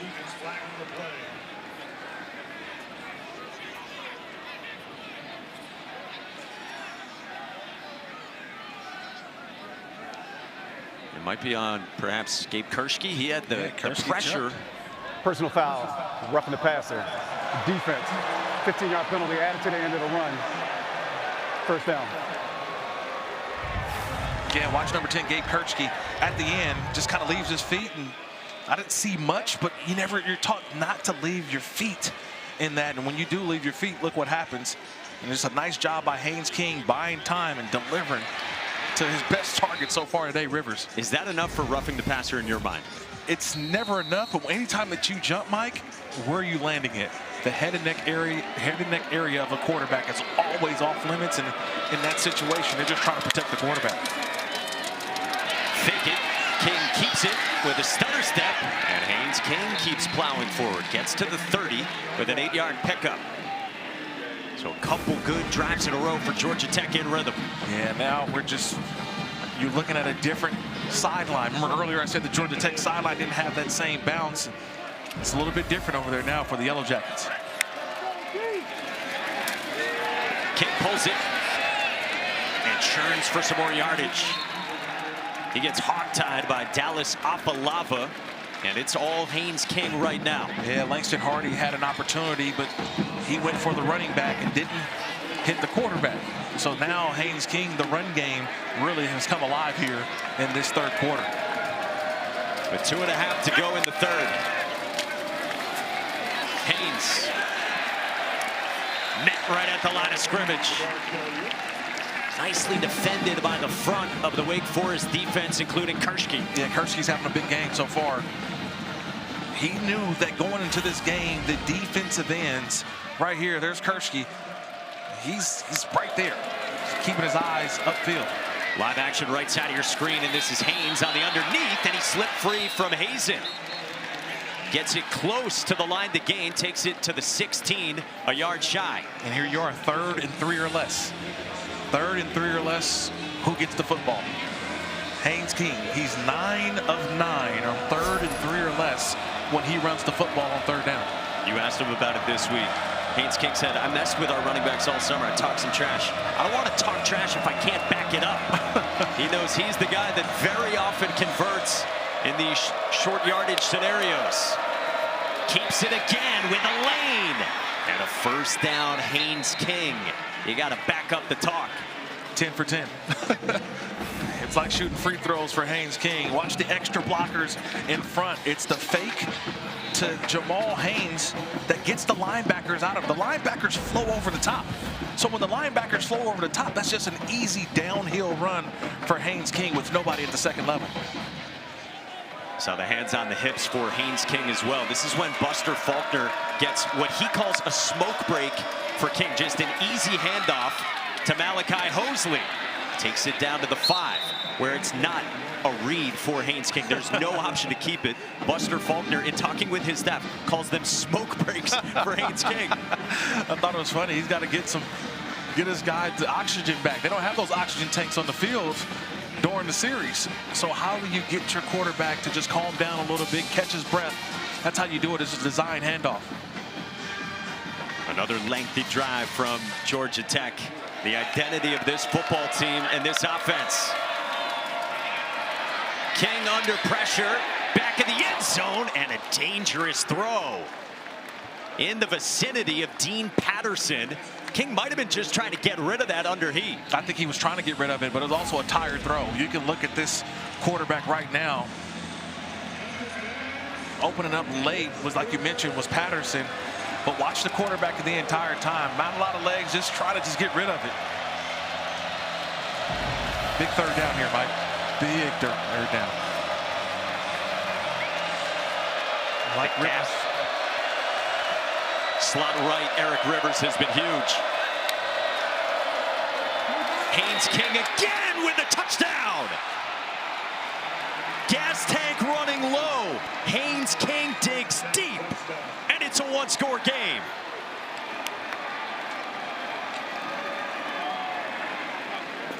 I was always taught one thing, right? If it ain't broke, don't fix it. And just watch this motion and the fake to come all the way down. Like this is what you see when you go against this team. The fake to the outside, it gets everybody flowing one way, and Haynes King just goes north. This is an outstanding job, man. They just situational masters, the Georgia Tech offense. That's what they talk about when Brent Key goes over situational football. And a guy he adores playing quarterback for him leads the Jackets on another touchdown drive. Just a fake toss to the outside. He just got enough energy. Remember, he said thirds looked like second down. He was a little tired. And his coach just gives him a hug and said, that's how you do it. That's how you play, man. We go as far as Haynes King goes. And when he's going like this is a hard team to beat. And think about that relationship. Brent Key said to us last night, this team is Haynes King, the guy who oozes toughness, the guy who plays through pain, who will run it 25 times if that's what's needed to beat Clemson, a top 15 opponent. Brent Key said, I like to think the team has my personality as well. But so much of Georgia Tech's identity and who they are and who they've become the last few years is tied into their quarterback. I think their identity in the second half has been what? Physicality, running the football, the passing game, open it up. It has been a physical passing game that's got them back to their true identity, which is running the football with the quarterback. And in the waning seconds of the third, Georgia Tech is back within 3. No chance at a return for Chris Barnes. And now look who's got a helmet on the sideline. Robbie Ashford for a Wake Forest offense that has dried up since he left the game. And how about this for Robbie Ashford making a return? It's in, well, how healthy is Robbie Ashford? He hasn't played in almost a full quarter, Mike. He has a full tape job on under that knee brace on his right leg as well, guys. 6th-year senior to chance of Robbie here at a Legacy Stadium in Winston-Salem. Demont Claiborne breaks a couple of tackles. With a flag down, Claiborne gets into plus territory before he's ushered out of bounds by Ronald Triplett. And is this coming back on Wake Forest?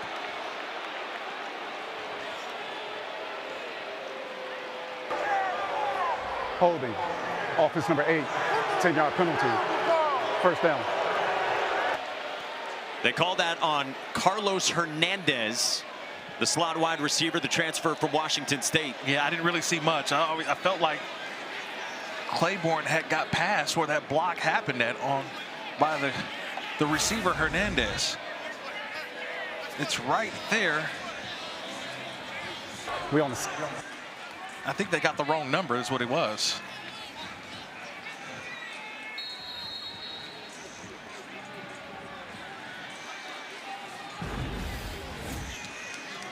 You see Hernandez's reaction to it, and it wipes out what would have been 30 for Demont Claiborne.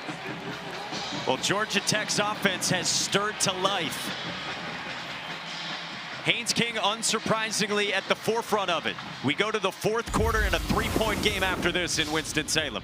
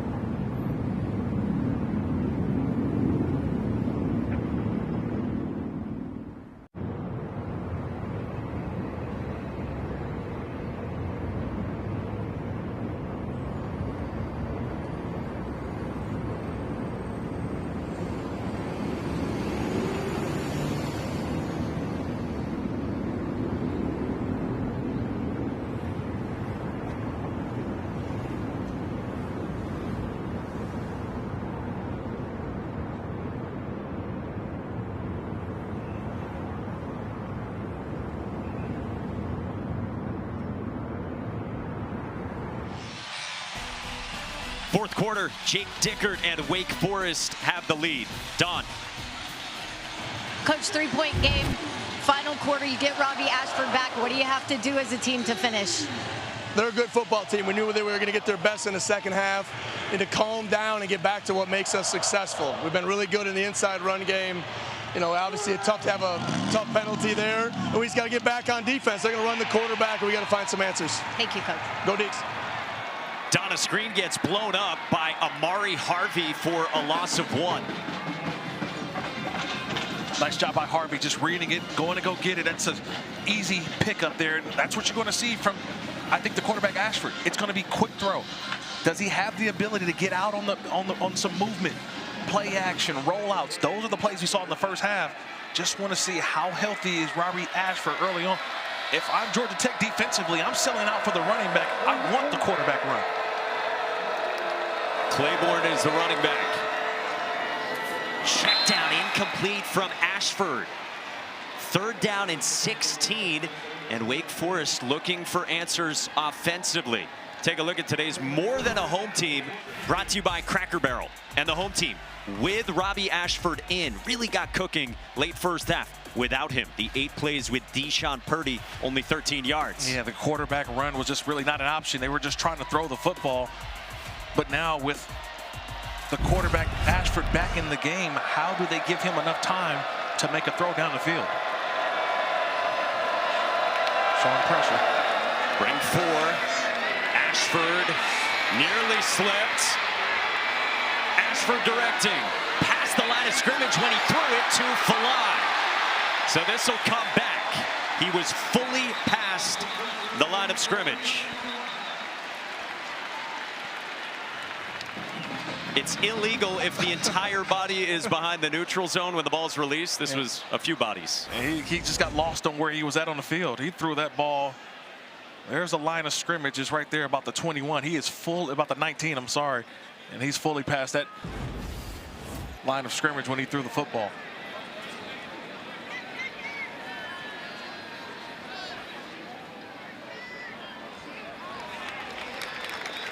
So you'll take the penalty, of course, instead of the result of that play.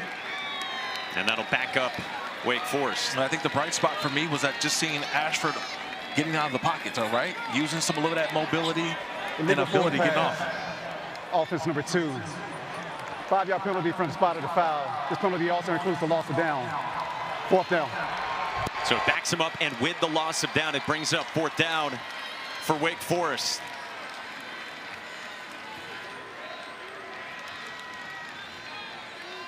Massive swing in momentum in this second half. True freshman Cal Joseph with some pre-snap movement from Georgia Tech, trying to sell out for a block.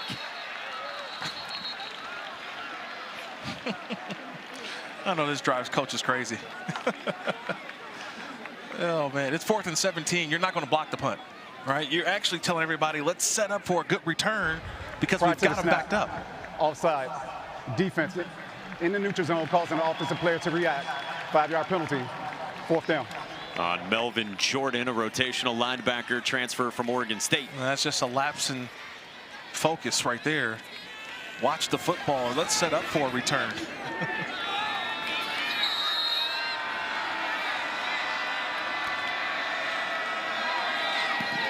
Cal Joseph gets it away for a backpedaling Bailey Stockton. From the 29, Stockton turns the corner, and Dylan Hazen wraps him up, but not before. 17 yards on the return. Well, Georgia Tech has all the momentum. Haynes King's got the football with the Jackets down by 3, trying not to spoil this. First 4-0 start since 2014, highest ranking in a decade. And trying to make it 5 straight wins to start the season. They're going to have to do it today, if they do, in comeback fashion. And a lot of it has been their quarterback, Haynes King, in the second half. Was bottled up throughout the first half, but second half he's been able to throw some outstanding throws to Eric Rivers, but also got the running game going by the quarterback. In King's hands again. Steps up, fires, and he's got it for Canyon. Hurtling into the red zone. Haynes King's doing it all in the second half. Wow, what a throw. But more importantly, this route, the way it develops by Canyon. He's on the outside, and he just comes all the way across, and they buy a little bit of time for the quarterback, Haynes King. He's all the way up here, and he's just, wow, man, it's a long route. But that's how you do it. You buy time for the quarterback and allow the route to develop, and watch Haynes King deliver the ball right where it needed to be. As Canyon got behind Devon Patterson and picks up 37. Their longest pass play today. Quarterback run. Nick Anderson on the stop. 5 for Haynes King, who's emptying the tank. Look at this, these hops by Canyon. He had full extension. That's high. Was that high hurdle? You like that? Are you a high hurdle? You're a jumper? That's pole vault right there. No, you're going pole vault. I'm saying high hurdle. Going out for the Georgia Tech track team right there was Canyon. Yeah, he likes it. Yeah. Early fourth quarter with the Yellow Jackets on the move.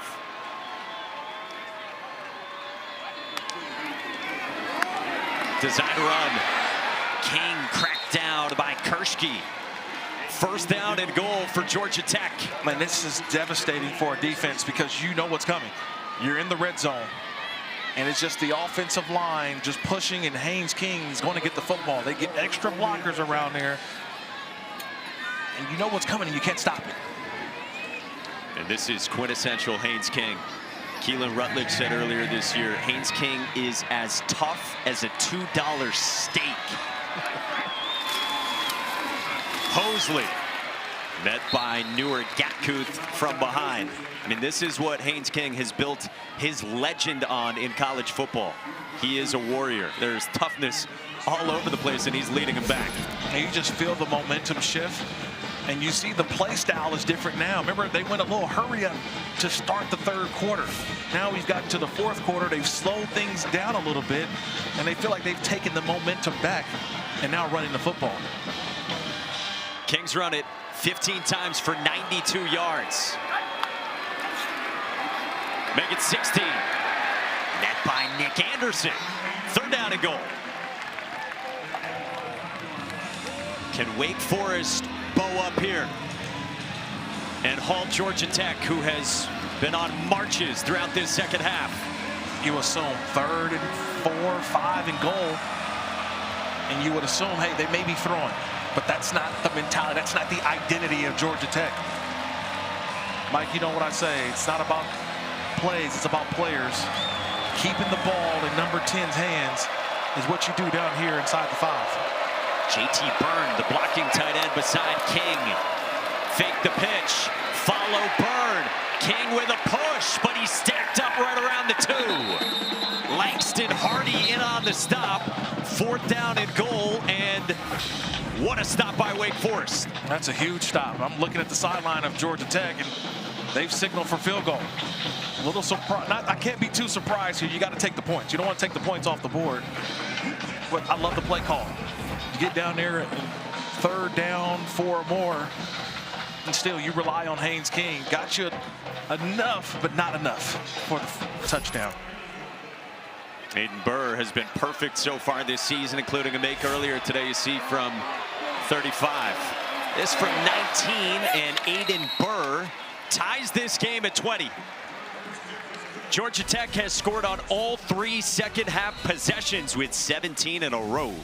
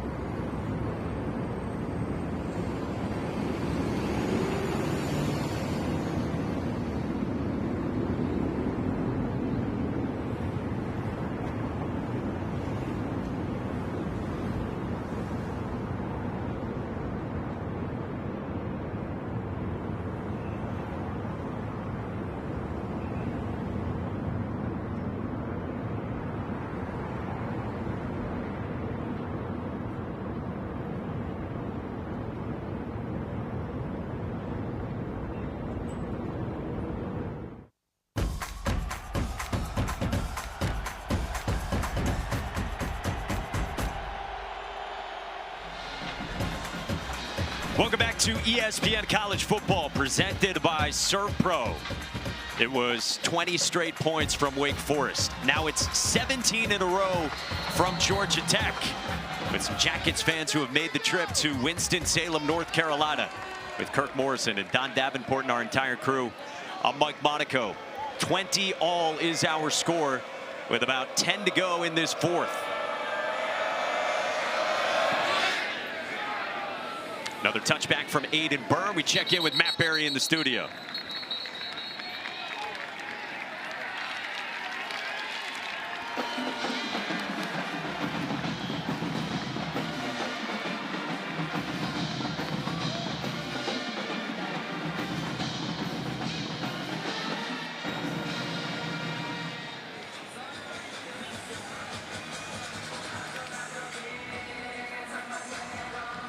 Marcel Reed was fabulous in that win in South Bend against Notre Dame. And now here in the fourth quarter at a Legacy Stadium, Robbie Ashford at the controls, with a give to his star running back, Damon Claiborne. Well, before that play, Wake had not done much offensively. 12 plays, 22 yards since this Robbie Ashford injury. Yeah, this was the play. It was actually a fumbled snap. Ashford able to pick it up. And just at the end of the play, Kyle Eford with the tackle. Ashford goes into the tent, and so we haven't seen much from this offense since he was injured. Can't connect there with Sterling Burkhalter, and it's third down. Ashford's had that right knee being tended to. He was testing it out. He had a big brace on it, fully wrapped up as well, playing with that brace. The sixth-year senior at his fourth school, trying to lead Wake Forest to a signature win under first-year head coach Jake Dicker. Chris Barnes is in the slot. He's been the guy to go to on third. On the left side of the formation, Ashford hits the crosser to his big tight end, Annie Falai, to move the sticks.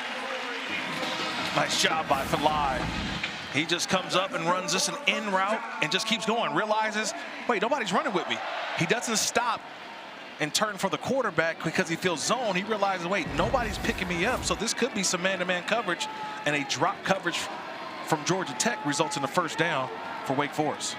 Annie Falai was a guy that Wake Forest's coaches looked at in the two-week layoff between games, said they got to get him more touches. They view him as one of the three best options around Robbie Ashford. Fake the pitch. Ashford rips one into a tight window and hung on by Carlos Hernandez. Took a shot, and Hernandez comes up with 14. Yeah, he's hurt on that one. That was a shot that was delivered to him. But an unbelievable job of holding on to the football. He caught it and secured it, knew he was going to absorb contact, but still was able to maintain the catch, delivered. The blow was delivered. He's still down. Hernandez, who has struggled getting in sync with Robbie Ashford. Coaching staff has talked about Hernandez having some struggles. There have been some drops, some misconnections with Ashford, but not this time. I'm impressed so far with Ashford. He's throwing from the well, as they call it, right? He's not on the move. It's not anything where they're bootleg, play action. He's right there in the pocket, standing strong and delivering some outstanding footballs. And Zach Tobey grimacing as well on the Georgia Tech sideline after he delivered the hit on Carlos Hernandez. Junior corner, second year with the Jackets after transferring in from Illinois. Well, Hernandez gets looked at on the opposite sideline. Midway through the fourth, tied at 20.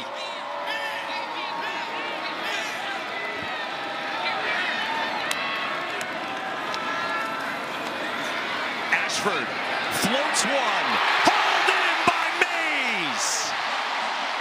Jumping and adjusting into the red zone for 29. Oh, you love this. All he does is back up and retreat as the quarterback. They're back on the football already. How do you buy time? Well, this time, you just let your quarterback buy time by backing up as he drifts in the pocket backwards to deliver that football. Two big ones for Micah Mays against the blitz. One-on-one to the end zone. Incomplete. And he stepped out of bounds first. Jeremiah Melvin, you see the field judge with the hat off and deemed incomplete toward the pylon for the talented redshirt freshman. Yeah, both officials to that near side to us had their hats off. So they both saw that Melvin stepped out of bounds first, so no matter what, he couldn't be the first person to touch the football. So had he even caught the ball in bounds, would not have resulted in a touchdown. Working on Daquan White there, the junior corner transfer from Eastern Michigan.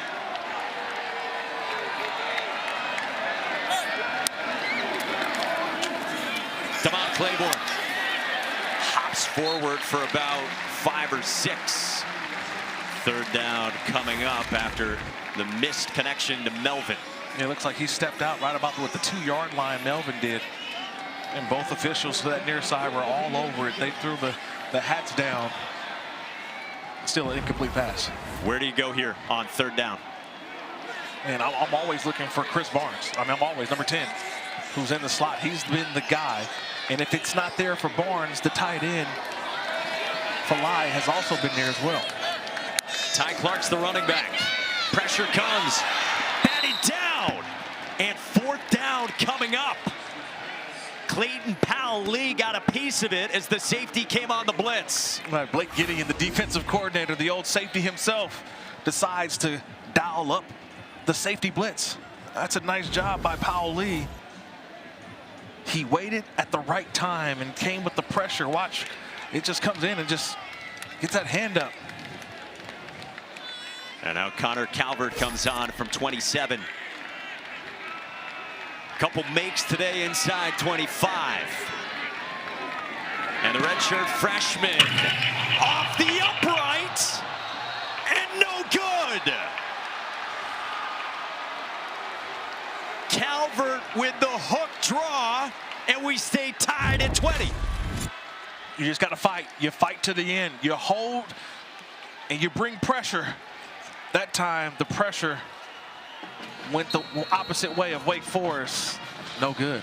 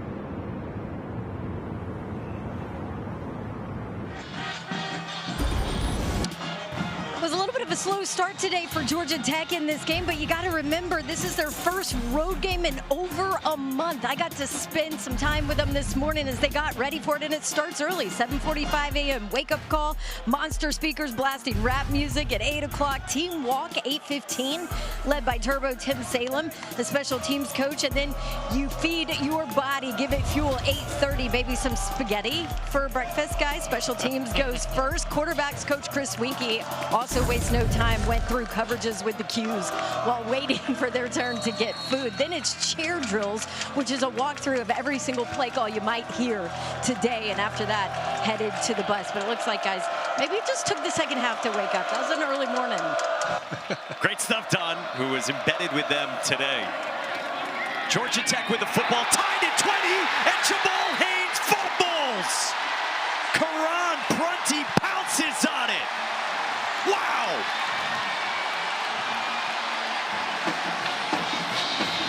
Dylan Hazen forced it out of the midst of Jamal Haynes. Yeah, 24, Dylan Hazen put helmet on football. That's a nice job by the fifth-year senior. They call him the world traveler. He likes to travel the world, but man, he traveled right into the ball carrier Haynes. And watch, he's got the ability. He's getting through. Jamal Haynes in 24 just puts that shoulder pad right there on the football, and it's knocked away, and it's picked up by Prunty. The first turnover of the game is enormous. Yeah, the fifth-year senior, very experienced linebacker Dylan Hazen propped it out. They'd been looking for him to bounce back from his last game against NC State. Well, how about a timely takeaway in a tie game? Ashford escapes, and Ashford dives down with that knee brace on. After the missed field goal from Connor Calvert off the left upright, the turnover, and a hobbled Robbie Ashford giving everything he has for Wake Forest. Man, this could be his flu game, but it's not the flu, it's the leg game. And right now, you can tell he's gutting it out right now. He's hurt, doesn't have that ability to really truly extend the play, but he's just getting positive yards, getting to the next down. Sixth-year senior who has overcome a ton of adversity in his life. Devon Claiborne straight ahead, might be a face mask in there against Georgia Tech. Took the carry to the 16-yard line. This appears to be going on the Yellow Jackets. EJ Lightsey hobbled as well. I think it was Alexander, 33. Personal foul, face mask, defense, penalty enforced half the distance to the goal, automatic, first down. Yeah, that's 33, Matthew Alexander, right there on the D-line. Fifth-year senior out of Beaufort, Georgia. Well, those are always hard, right? You're engaged with the blocker, and you get the left hand out to try to secure the tackle, but just got the hand up too high around the face mask. And can Wake Forest pay it off this time in the red zone? First and goal for the Demon Deacons. Devon Claiborne in the pistol. Bobbled snap, and Claiborne is blasted. Met by a Montre Bradford immediately for a loss of 4. Mike, we were talking right before Ashford came back into the game. What do we talk about? You sell out on who? The running back. I want Ashford, the quarterback, to pull it and run. I'm going to tackle the dive, tackle the running back every single time, and force the quarterback, Ashford, to show me how healthy he is. Claiborne to the sideline, and the sophomore backup Ty Clark spells him after the big hit. Four-man rush. Ashford fires, incomplete for Clark out of the backfield. Third down and goal. And do you trust the kicking game as well after the miss from Calvert? What's going through the mind of Jake Dicker? Well, you still have to trust the kicker no matter what. I know he missed a short one, but right now, third down, you don't want to throw it in traffic. That's the one thing. So something quick and easy to get it to the outside. Hopefully you can find somebody in space. How do you create space? Especially with this guy right here in the slot. I'm always walking, finding where's Chris Barnes, number 10, getting him the ball in space. Motions out, and now on the move. Ashford looks that way, incomplete. Harvey bangs Barnes, and it's fourth down. Remember, the last time from around this distance, Connor Calvert came on, and the third miss of the season. A couple weeks ago, he chunked one from 35. That right there inside of 30 off the left upright. This would be from 30 for the redshirt freshman.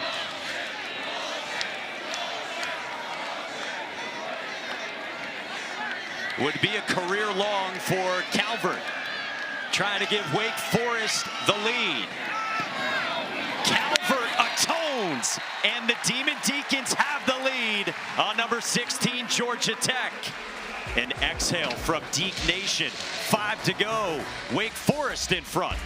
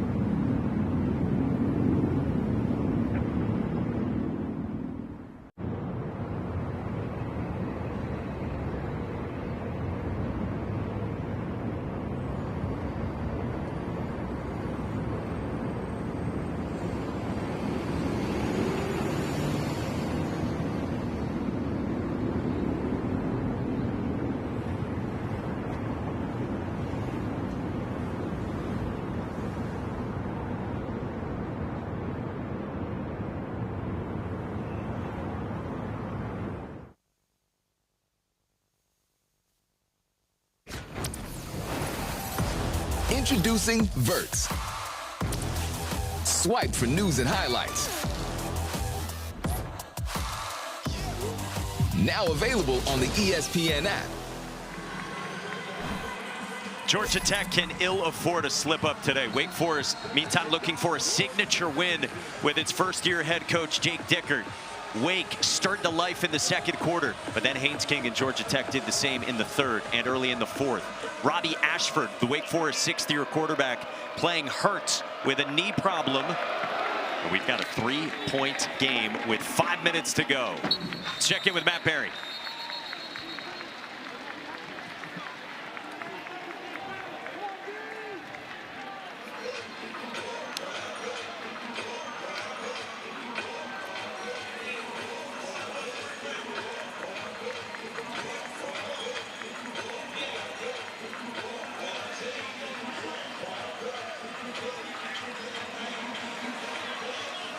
All right, Matt, awesome day, one of the best in recent college football memory. Louisville trying to stay perfect, and so are Haynes King and Georgia Tech. Down by 3. King, seen, got it complete. Out toward the 45 to Malik Rutherford. And again, remember the significance for Georgia Tech, trying to stay perfect and keep those ACC title hopes alive and the college football playoff hopes alive as well. With a loss, would drop all the way down to 4%, according to ESPN Analytics. Going to be favored in every game the rest of the way until Georgia in the regular season finale. King rolls and fires for Eric Rivers. And Rivers across midfield. Ladarius Webb on the tackle, and still plenty of time to go. Yeah, but you get a feel right now that this is the Georgia Tech identity drive. 4 minutes plus on the clock. They've got the football, driving to go for a go-ahead score or the tying score. But they feel this is right where they want to be in the 4-minute offense. King, too high for Canyon at 6'4". Yeah, Brent Key said to us yesterday, our identity is physical, tough, and disciplined. They've been building toward this. They've been the underdog. They've done that in years past. Have they arrived? Can they avoid a stumble today? And can they play with expectations? The expectations is they know they're a good football team, but these are the type of games that you have to win on the road, especially when you're down late.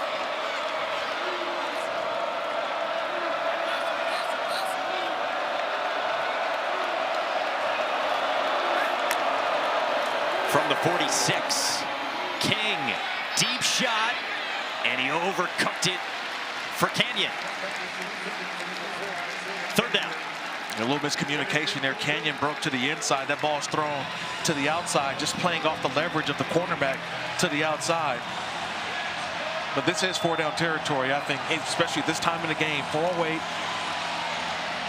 You're trying to just get this in half. If you can get half of this 10 yards to go for it on fourth if you don't pick it all up here. See, they've been great on third downs in this second half.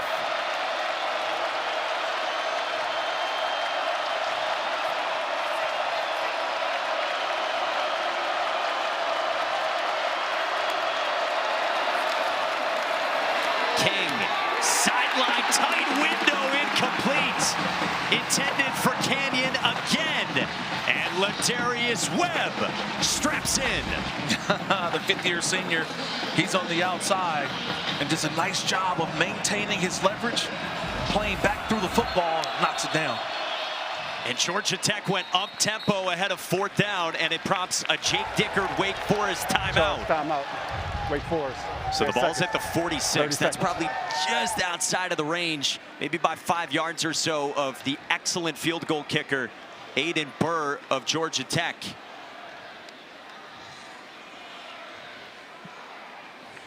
And Brent Key had the offense stay out there ahead of fourth down.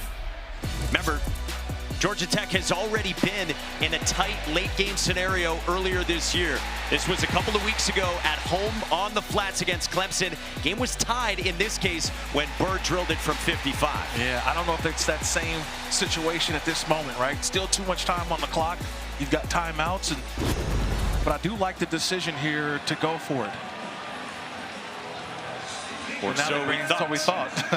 Marshall Nichols runs on, the punter. The fifth-year senior who last time ran around this spot tried to fake. But this is 4th and 10. And Nichols will boot one away. And we've got whistles at the snap. The ball was snapped prior to the whistle being blown for ready for play. So Georgia Tech too eager to punt it away. Decision-wise, is it the right decision? Yeah, I think so. You had thought maybe it is 4-down territory. They didn't pick up anything on third down, though. I think if you would have picked up a little something on third down, it gives you a better opportunity on that fourth. But because you still 10 yards, I think you try to punt the ball and bury them down inside their 20-yard line.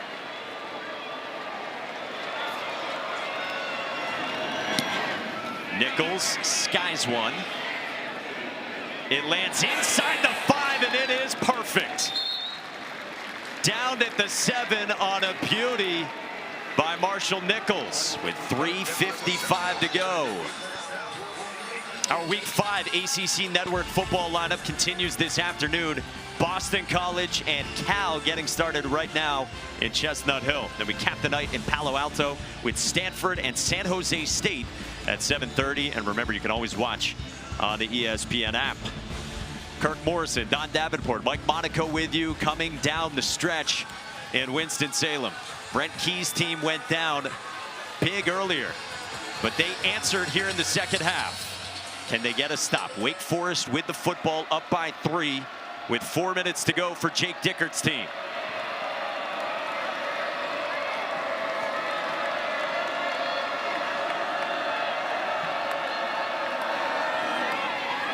Damon Claiborne tried to bounce it, got around the corner with a flag down.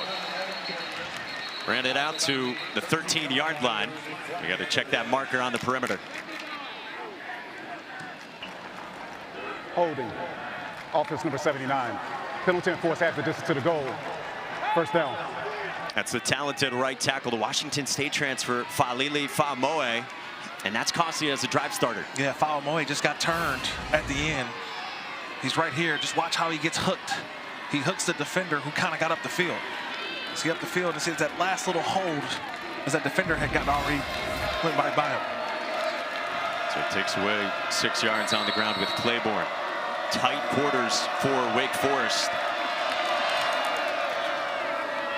Claiborne straight ahead. E.J. Lightsey in on the stop. About a 4-yard pickup there. Going back to what Jake Dickert, the head coach of Wake Forest, told us yesterday, Mike, we have to be better in the moment. They've got a lead. They got the ball. You've got to be better in these moments to execute, get the ball down the field, and really not even let Georgia Tech have the football back. They didn't have that opportunity a couple weeks ago against NC State. They had the lead, but they relinquished the lead late and lost the football game.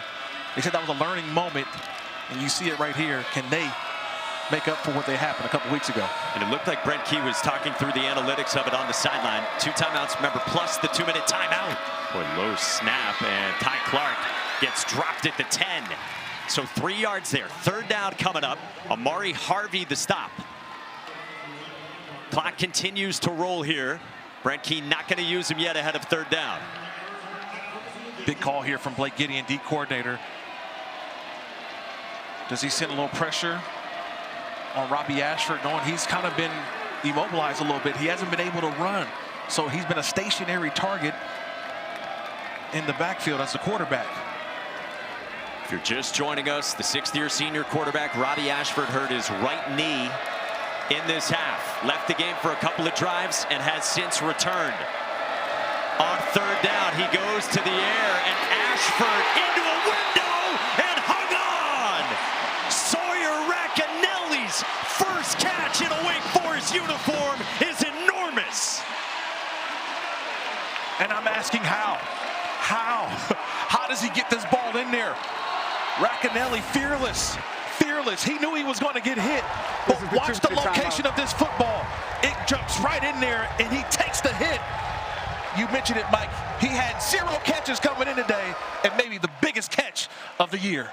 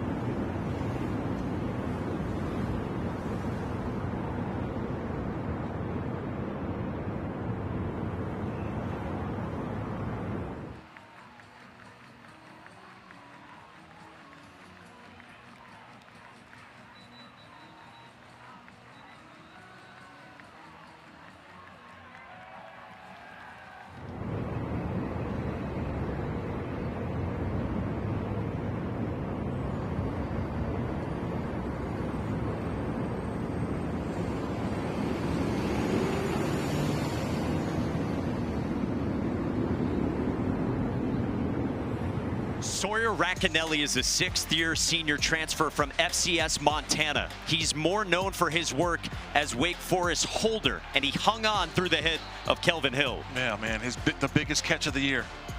Unbelievable. Still hot. Not sure how that ball got in there, but outstanding job by Ashford as well. So 2 minutes to go, and this is Ty Clark on the ground. Couple timeouts at the disposal of Brent Key. Charge timeout. Georgia Tech.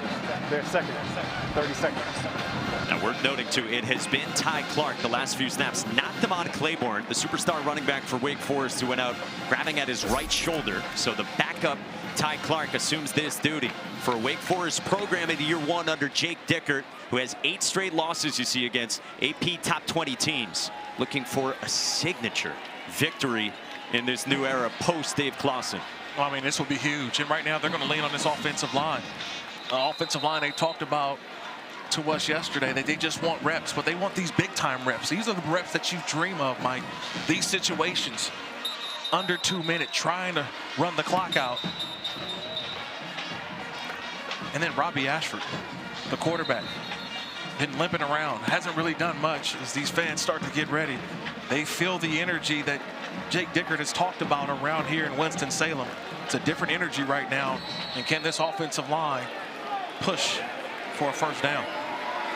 2nd down and 6. Clark again, stacked up right around the line of scrimmage by A.J. Hoffler. So 3rd down coming up, and the final timeout used by Brent Key. Georgia Tech. Their third. ESPN College seconds. Football is presented by Serve Pro, the #1 choice in cleanup and restoration. Programming note, if you're looking for Auburn and number 9 Texas A&M, that game is starting on ESPNU. We will get you there when this game goes final. For the fans just joining now, Kirk Morrison, what have been the issues for Georgia Tech to take nothing away from how Wake Forest has played? I think the biggest thing that I've seen from Georgia Tech today is they took too long to get going. They slept through the first half pretty much, and they've kind of put their foot on the gas in the second half. They have to find a way to get a stop here to have any chance to have their quarterback, Haynes King, try to bring them back one final time. But on the opposite side, Robbie Ashford's been in college football. It feels like an eternity. This is his opportunity right here on 3rd down. Pre-snap movement. Ashford goes to the air. Down the sideline, it's incomplete. But there is no flag down, and Jake Dickert and Robbie Ashford are irate. Looked like Daquan White was very close to creeping over the line, if not over the line, but no flag, and it's 4th down, and you save 40 seconds. Yeah, I'll be honest with you, he's in the neutral zone. To me, at first look, at first glance, he's in the neutral zone when that ball is snapped. That should have resulted in a 5-yard penalty for offsides. He tried to get back in time, but I felt when that ball was snapped, I thought he was in the neutral zone. That's a gift for Georgia Tech. This is 2 weeks in a row in the ACC. You've had almost the exact same play, both times no flag called. Joseph gets it away, and Bailey Stockton has the fair catch at the 30. So let's see. We tried this angle as well. Yeah, he's in a neutral zone. I mean, the foot. He's there. He never got back. From that vantage point, I never saw him get back. Let's bring in our rules expert, Jerry McGinn. Jerry, from those 2 angles, not perfectly down the line, what do you see? From those 2 angles, unfortunately, the line judge is not going to be happy when he sees the film. That should be a defensive offside. It would have given Wake Forest a 1st down. It's very unfortunate. Wow. I mean, just an enormous missed call right there. Yeah, I agree right there with Jerry. Same thing. Never got back before that snap of the football. And remember, you save about 40 seconds as well. So a $141 for Haynes King, who goes to a crosser to Isaiah Kenyon. Spins into plus territory. Plenty of time to work with. You've got an excellent field goal kicker. The target line for him is the 40. You're 8 yards away from that, and you're thinking more. King, Canyon the drop. 2nd down coming up. And right now, just a vanilla coverage right now from Scott Hazelton, the defensive coordinator for Wake Forest, kind of just keeping everything in front of you. Defensively, the conversation is, let's keep it all in front of us and tackle. Tackle inbounds with no timeouts for Georgia Tech. Tackling inbounds keeps the clock running.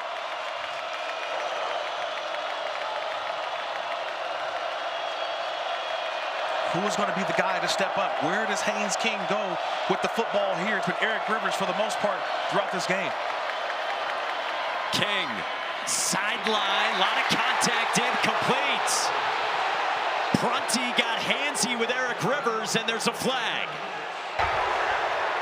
Pass interference, defense number 3, 15-yard penalty, automatic, first down. I think both guys are over there hand fighting. Rivers sails the outside, then he comes back in. And I think they get that right hand of Prunty, who's right underneath that right hand, right on the shoulder pad. I mean, that's plenty of restriction, right? Impeding. It's restriction, especially when that ball's in the air.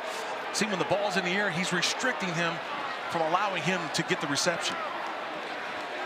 Steaming Jake Dickert was irate about a call that didn't happen. 1:19 to go. Georgia Tech on the move, down by 3, trying to stay perfect.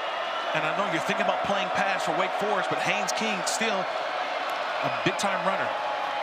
Right on cue. A draw from King. He gets wrapped up after 2 yards, and the clock ticks. Aiden Hall, the linebacker, in on the stop. You always have to keep an eye on the quarterback, especially if you're playing these zones. Linebackers flying out. If the middle of the defense is open, Haynes King will go. King, check down, dropped by Jamal Haynes. So you got 57 seconds to go. Third down coming up. The ball's at the 31. You have an excellent kicker in Aiden Byrne. Career long for him is 55. Brent Key already within what he says he targets, the 40. But you're thinking more if you're the Yellow Jackets. Yeah, you want a more comfortable field goal. You don't always want the long distance. And so right here, I wouldn't be surprised if they go quarterback run here in this situation. Haynes King has been your guy on third down. Keeping the ball in his hands on a QB run is something I think. Clean pocket. Crosser. It's Eric Rivers in a foot race, very close to the sticks. Rivers out of bounds right near the 23, and did he get enough? I mean, the speed of Rivers to get all the way to the outside, just racing to that out of bounds marker. I mean, it is inches right now, and the signal now is first down. So they do move the sticks at the tail end of it. King was staying out there. I think he thought that was fourth down. Then they signaled first. Yeah, just enough there by Rivers. Wow, a foot race to the edge, won by Eric Rivers. Just great focus, and I think they're going to take a look at the replay on this one. That's a close call there. The previous play of the runner reaching the line of game is under further review. Now, they awarded him the first down, Mike, so that's the call. Correct? But now let's look where the football is in comparison to when he goes out of bounds. Initially, I'm looking at the right foot that goes out of bounds. And where's the football? See Brent Key immediately watching it in real time along the sideline from Rivers. There's that right foot that goes out of bounds. Where's the ball at the time Rivers crosses out? Let's bring in Jerry McGinn, our rules expert. Jerry, another one for you. What do you see? Another close one. So the ruling on the field is a first down. So replay is going to need indisputable video evidence that is not a first down. So the looks that we're seeing, there's no clear shot right down the line. So you're going to have to stay with the head linesman. I mean, he is right there. I believe he made a good call. Yeah, my first couple looks at it, it appeared to be he maybe a half yard short. But after further review, the ruling on the field is upheld. First down, Georgia Tech. Remember, it's different this year in college football. There's no confirmed. It's just overturned or upheld. And so with that amount of evidence, the call is upheld. And boy, Jake Dickert, a few plays now that by inches have not gone his way. And Georgia Tech has a fresh set of downs and still 50 seconds to go. How big has Eric Rivers been? Guy who walked on at 2 different schools to start his career before transferring here to Georgia Tech. And these Jackets led by their quarterback, Haynes King.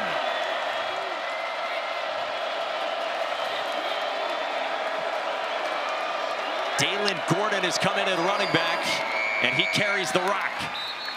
Straight ahead for 4. Can this Wake Forest defense create one more stop, try to pull the ball out? And how aggressive does Georgia Tech right here in this situation? Do they dare put the ball in the air, Mike? King under some pressure to the sideline, and that is caught by J.T. Byrne and out of bounds. The tight end with his first career catch with 30 seconds to go. Man, helping out his quarterback, right? Climbing the ladder, gets the foot down in bounds, and gets out of bounds, too. Big call here, 25 seconds on the play clock. Can Haynes King, the thrower, find an open guy for the lead? Remember, no timeouts for Georgia Tech. They practice that fire drill field goal. They did it against Clemson. They call it their Toro alert. On the edge, Malik run for third is stopped by Dylan Hazen. 4th down, and here comes the Toro alert. Georgia Tech ran this successfully 2 weeks ago from 55 to beat Clemson with Aiden Burr. They call it situational masters. Mastering these moments. Burr's perfect this year. From 33, he is pure. And we are tied with 2 seconds to go.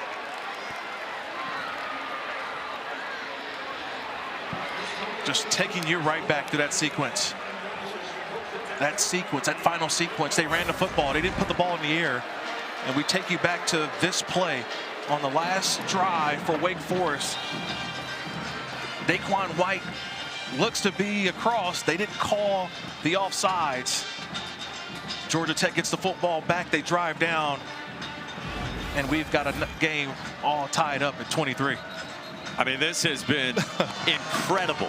If you are just joining us, maybe you were locked in at Fayetteville, welcome to Winston-Salem. 23-23.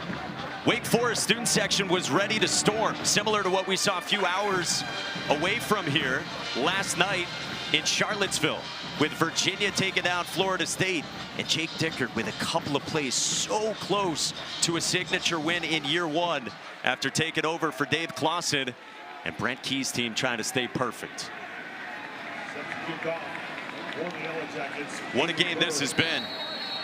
Wake Forest led by as many as 17. They were up 20-3. But Georgia Tech stirred to life with its offense in the second half. They tied the game at 20.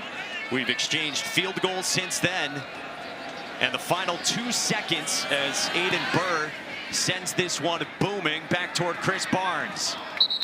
And so 2 seconds to work with. And if not, we go to overtime yet again in the ACC. Wow, what a game.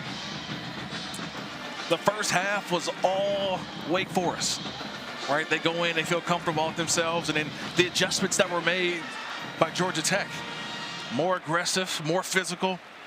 They come back, and it's really been the tale of 2 halves. And that's why we're right where we are right now. Aiden Burr, perfect. Georgia Tech executes it again. Wake Forest heads to overtime, hosting number 16 Georgia Tech. Overtime is next in Winston-Salem.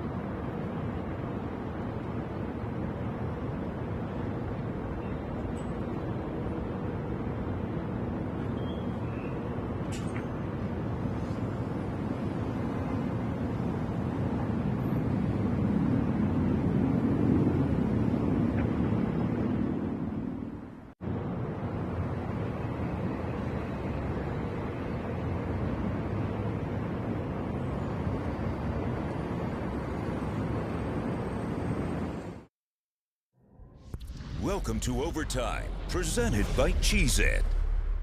It's crunch time. In the first overtime, each team gets a possession starting at the opponent's 25-yard line. If it goes to a second overtime, teams again start at the 25-yard line, but must attempt a two-point conversion after a touchdown with no extra points allowed. From the third overtime on, teams alternate two-point conversion attempts from the 3-yard line until the game is decided. So there you have it. Those are the overtime rules, and the stakes are enormous. Our game summary. Both teams ripped off lengthy stretches of dominance. 20 unanswered from Wake Forest, but then Haynes King, the tough as nails Georgia Tech quarterback in the second half, has led Brent Key's Georgia Tech Yellow Jackets back in this game.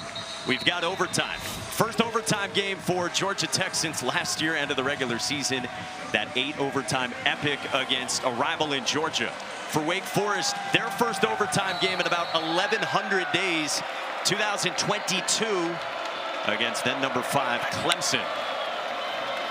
Wake won it. Georgia Tech starts with it, and Haynes King on the ground is swung down by Nick Anderson, a 4-yard pickup. And they go right back to their normal offense. You get into overtime, you think, okay, we've got to score quickly. No, they want to still let their offensive line take over, using Haynes King, the decision maker, using his offensive line here in overtime. Again, Brent Key said to us, Haynes King is this team. The tough quarterback has run it 19 times for over 100 yards. Told us earlier this week he's played through a ton of pain. There's no telling. It's always temporary. He rolls, pumps, connects to his tight end, Josh Beetham.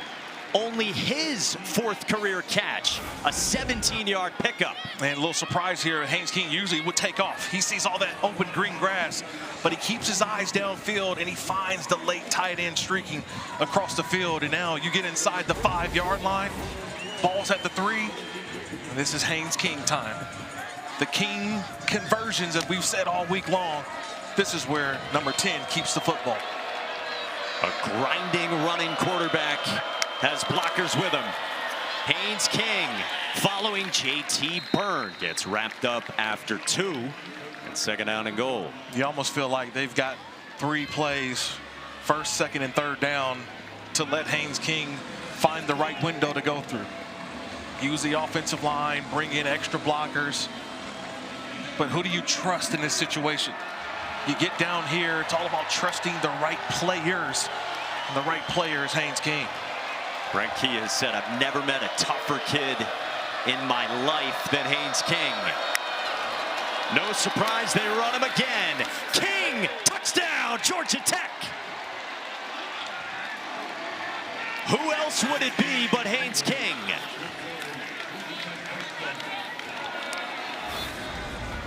You just know, watch these surge by the offensive line. You get big 77 Keelan Rutledge pulling around, and Haynes King just finds and feels his way through, smelling the end zone, and gets in for the Georgia Tech score. 2 rushing touchdowns in this game for the 7th time in Haynes King's career, toting the rock 21 times. 7-point lead to start overtime for Georgia Tech, and now Wake Forest must counter. If you're just joining us now, this has been a heck of a ball game. Wake Forest had a big lead early on in the 3rd quarter. Robbie Ashford had been carrying this offense with his arm and his legs, but this was a 3rd quarter scamper off a bad snap, and he suffered a right knee injury. Kept him out a couple of drives. He was testing it out. They put a big brace on that right knee. They wrapped up the leg as well. He has since returned to the game. How's he look to you? Yeah, he's looked great, but what he's done is use his arm. He stayed in the pocket.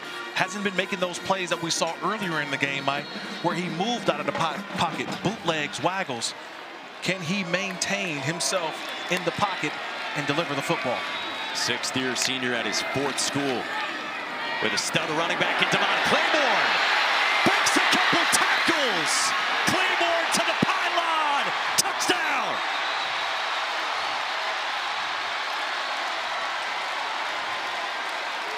An immediate answer from Devon Claiborne.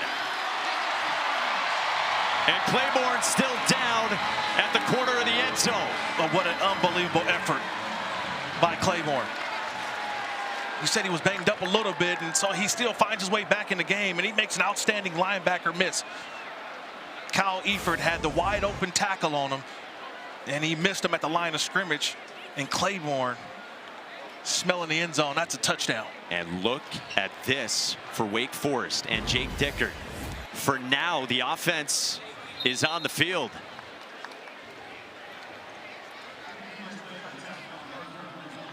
You figured first they would look at it, but the intentions are to go for Dose, brought to you by Dos Equis by Jake Dickert. But first, is Claiborne assuredly in with the touchdown? Yeah, my first look, initial look, he gets in. I think I see the knee off the ground, and that right arm extends the football right near the pylon. Watch, the leg is up, and that right arm extends the football. I think this is going to be upheld for a touchdown. When the knee goes down, that ball's already at the goal line. Sure. Jerry, how do you see it? Well, the one thing we have to look at, the replay is going to look at, is that left knee when it's down and when the ball crosses the goal line. From this angle that we're looking at, you don't have indisputable video evidence to take the touchdown off. So I believe it's going to be upheld. Yeah, and it is for DeMond Claiborne, who comes up favoring his left shoulder. Again, he had been hampered by that earlier in this second half. And Claiborne, the star running back who stuck around, broke a couple tackles. And now, how about this from Jake Dickert? Trying to go for the win and the upset in one fell swoop.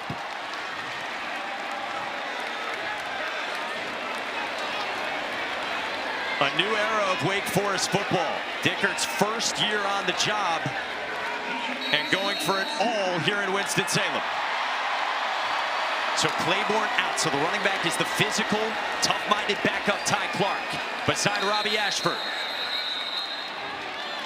Brent Key calls timeout. Get a chance to look at the offense. Georgia Tech, they're first. Well, how about this for 30 seconds. The finish to Georgia Tech and Wake Forest. Georgia Tech, who has spent so much time as the underdog, building the last few years. Brent Key has said underdog is over. But they have stubbed their toes in recent years against the unranked ACC teams. It's just a 500 record under Brent Key against unranked ACC opponents.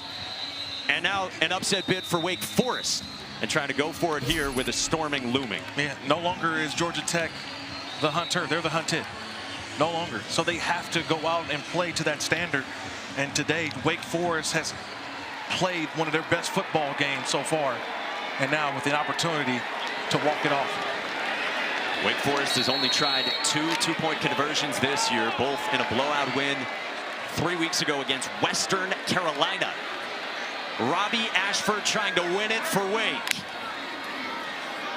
He rolls. Ashford searching under pressure. Intercepted!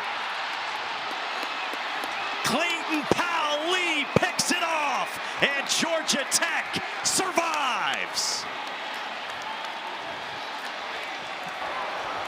That's the end of the ball game. They tied the second largest comeback win in program history from down 17, and they defend Wake Forest going for it all in overtime. Mike, they were trying to get Filet, the tight end, streaking back across the field. All the action is going to the right. They were just trying to get the tight end to go this way. And late in the down, he's covered by Kyle Eford, the all-everything linebacker. And defense extremely well by Georgia Tech. That's a pedigree right there. They try to get the tight end late, but a tremendous job of everybody staying on top. Upset avoided, and Georgia Tech stays perfect, 30-29 over Wake Forest. For Kirk Morrison, Don Davenport, and our entire excellent crew behind the scenes, Mike Monaco saying thanks for watching and so long from Winston-Salem. Auburn A&M on the way with Jesse and Katie. Here's Joe Tessitore.